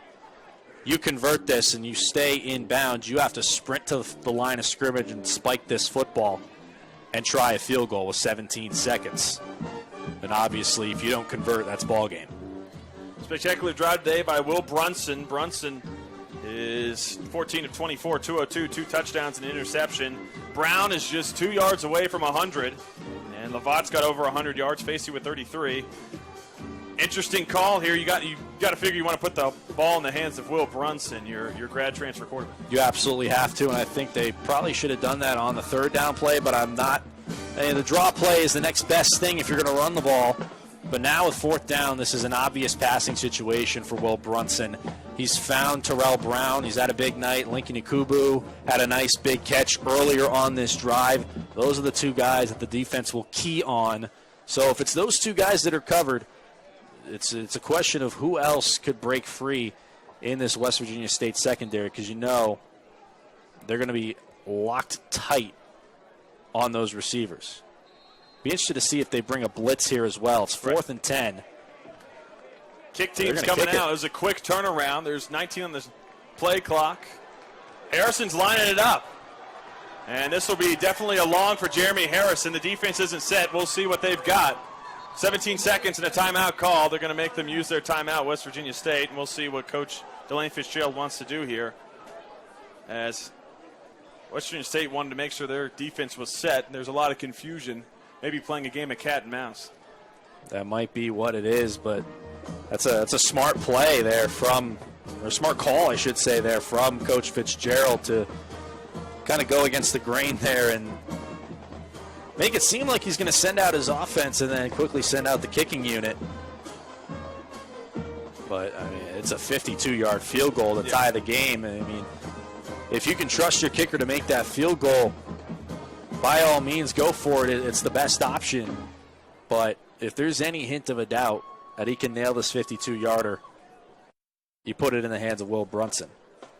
But it looks like they're, just by looking down on the field, and Coach Fitzgerald is with his kicker, Jeremy Harrison, they're going to kick this thing and go for the tie. Harrison attempted a 50-yarder last year against Stevenson, previously mentioned, and he did not make it. Landis will snap, Bliss will hold, and here's Jeremy Harrison to tie the game with 17 seconds left. This is the Bobcats' last hope, and we'll see how it goes. Here comes the snap. Snaps hold, good. Kick is up. It's no good, just short. It's no good. It's just short. Didn't have the leg, was right on it. As it's 12.2 seconds left. Referees are discussing things. West Virginia State celebrating. We're seeing what Frostburg State seems to be asking for something from the sideline. I'm not entirely sure what it was. And the referees are discussing things. And I'm not sure if this could just be me, but I thought I heard a whistle on the snap. And I think that might be what Frostburg State is contesting. We'll see what the call is. He's talking to Coach Delane Fitzgerald. The Bobcats sideline is clearly upset about something. And the defense is headed out. And just a couple of knees, probably just one knee, and that'll do it as West Virginia State will take this game.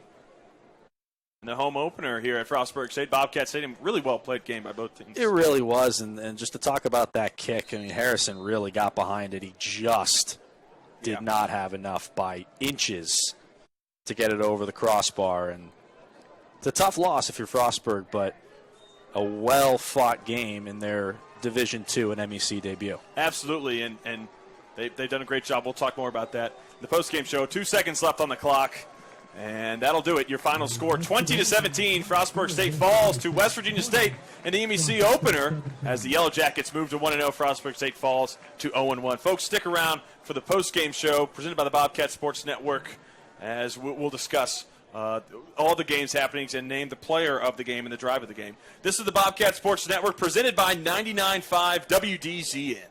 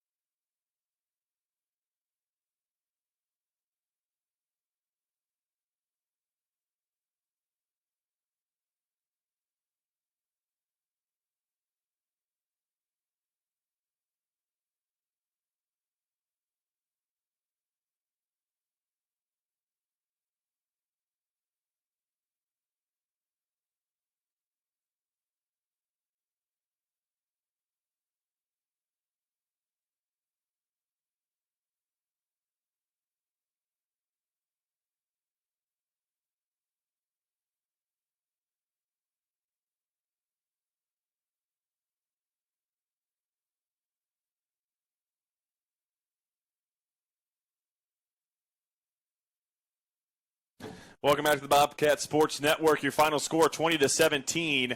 The West Virginia State Yellow Jackets take the victory here at Bobcat Stadium for the home opener for Frostburg State. First game of the MEC and Division II. Phil Dennis alongside Matt Ambrose. And Matt, let's just talk about, recap the game a little bit, if you will. Just a really even game, and you're looking at the stats, and time of possession was exactly as the same at minus 6 seconds. 6 seconds. Time of possession was eerily close. 29-54 for West Virginia State, 30-06 for Frostburg. They each convert the same amount of third downs, and when you have this even of a game, the difference really comes down to one or two plays, and the ones I look back to are right after the Frostburg State touchdown that put them up by 9. Yeah. You had the interception that was called off due to the roughing the passer penalty, and then the Thurman interception that he had but could not control as he went to the ground. Those both happened on the same drive, resulted in West Virginia State points. I think that was the turning point. And then on the following drive offensively for Frostburg State, you had a nice little screenplay and a run-pass option that took Frostburg State down to the 20-yard line, but an offensive lineman downfield penalty brought that play back and ultimately resulted in no points for Frostburg State. Those three plays, I think, are the biggest in what shifted this game from the Bobcats to the Yellow Jackets, because midway through this third quarter, Frostburg State had all the momentum on their side. They had just put together consecutive very strong drives. They just had a 2-possession lead. That was all. That was the last points they scored. If they could have avoided those three plays, if any of those three plays had gone differently, Frostburg State very well could have won this game. Absolutely. First down numbers, 26 for West Virginia State, 19 for FSU. 236 yards rushing for West Virginia State, 171 yards, 280 yards passing for the Yellow Jackets. Frostburg on 202. The numbers may not indicate it, but I thought the defense had a really spectacular game. Bend but not break was what we used, and they really bent, but they never truly broke. No, they really didn't. And when they got down to the goal line, they played very, very strongly. Those two goal line stands that they had, one was the fumble forced by Matt Meyer, the other was the goal line stand, stopping them from the 2-yard line on 3 straight plays. Then they got down there the third time, and that was when the Isaiah Scott fade pass happened, which, I mean, that was just a mismatch. Isaiah Scott's 6'3". If you throw him a fade pass, 9 times out of 10, he's going to catch that football, and he did there. A great pass from Hensley as well. But, I mean, you're right, Fielder. The 200 yards rushing, 200 yards passing, very balanced attack from West Virginia State. We saw, but it was at different times of the game. Early on, we saw their passing game work. Now, late in the game, their running game got going. Their offensive line struggled to start and then picked it up later on. But 500 yards of total offense, like you said, I don't think that tells the story of how well this Frostburg defense played. 500 yards of offense should not result in only 20 points, and that's a testament to the Bobcats defense tonight. They played superb. Absolutely. Credit to John Kelling and his coaching staff, along with Delane Fitzgerald and J.C. McDonald for the game planning. Folks, stick around. When we come back, we'll have your drive of the game and player of the game. We're going to take a break here in the Bobcat Sports Network, presented by 99.5 WDZN.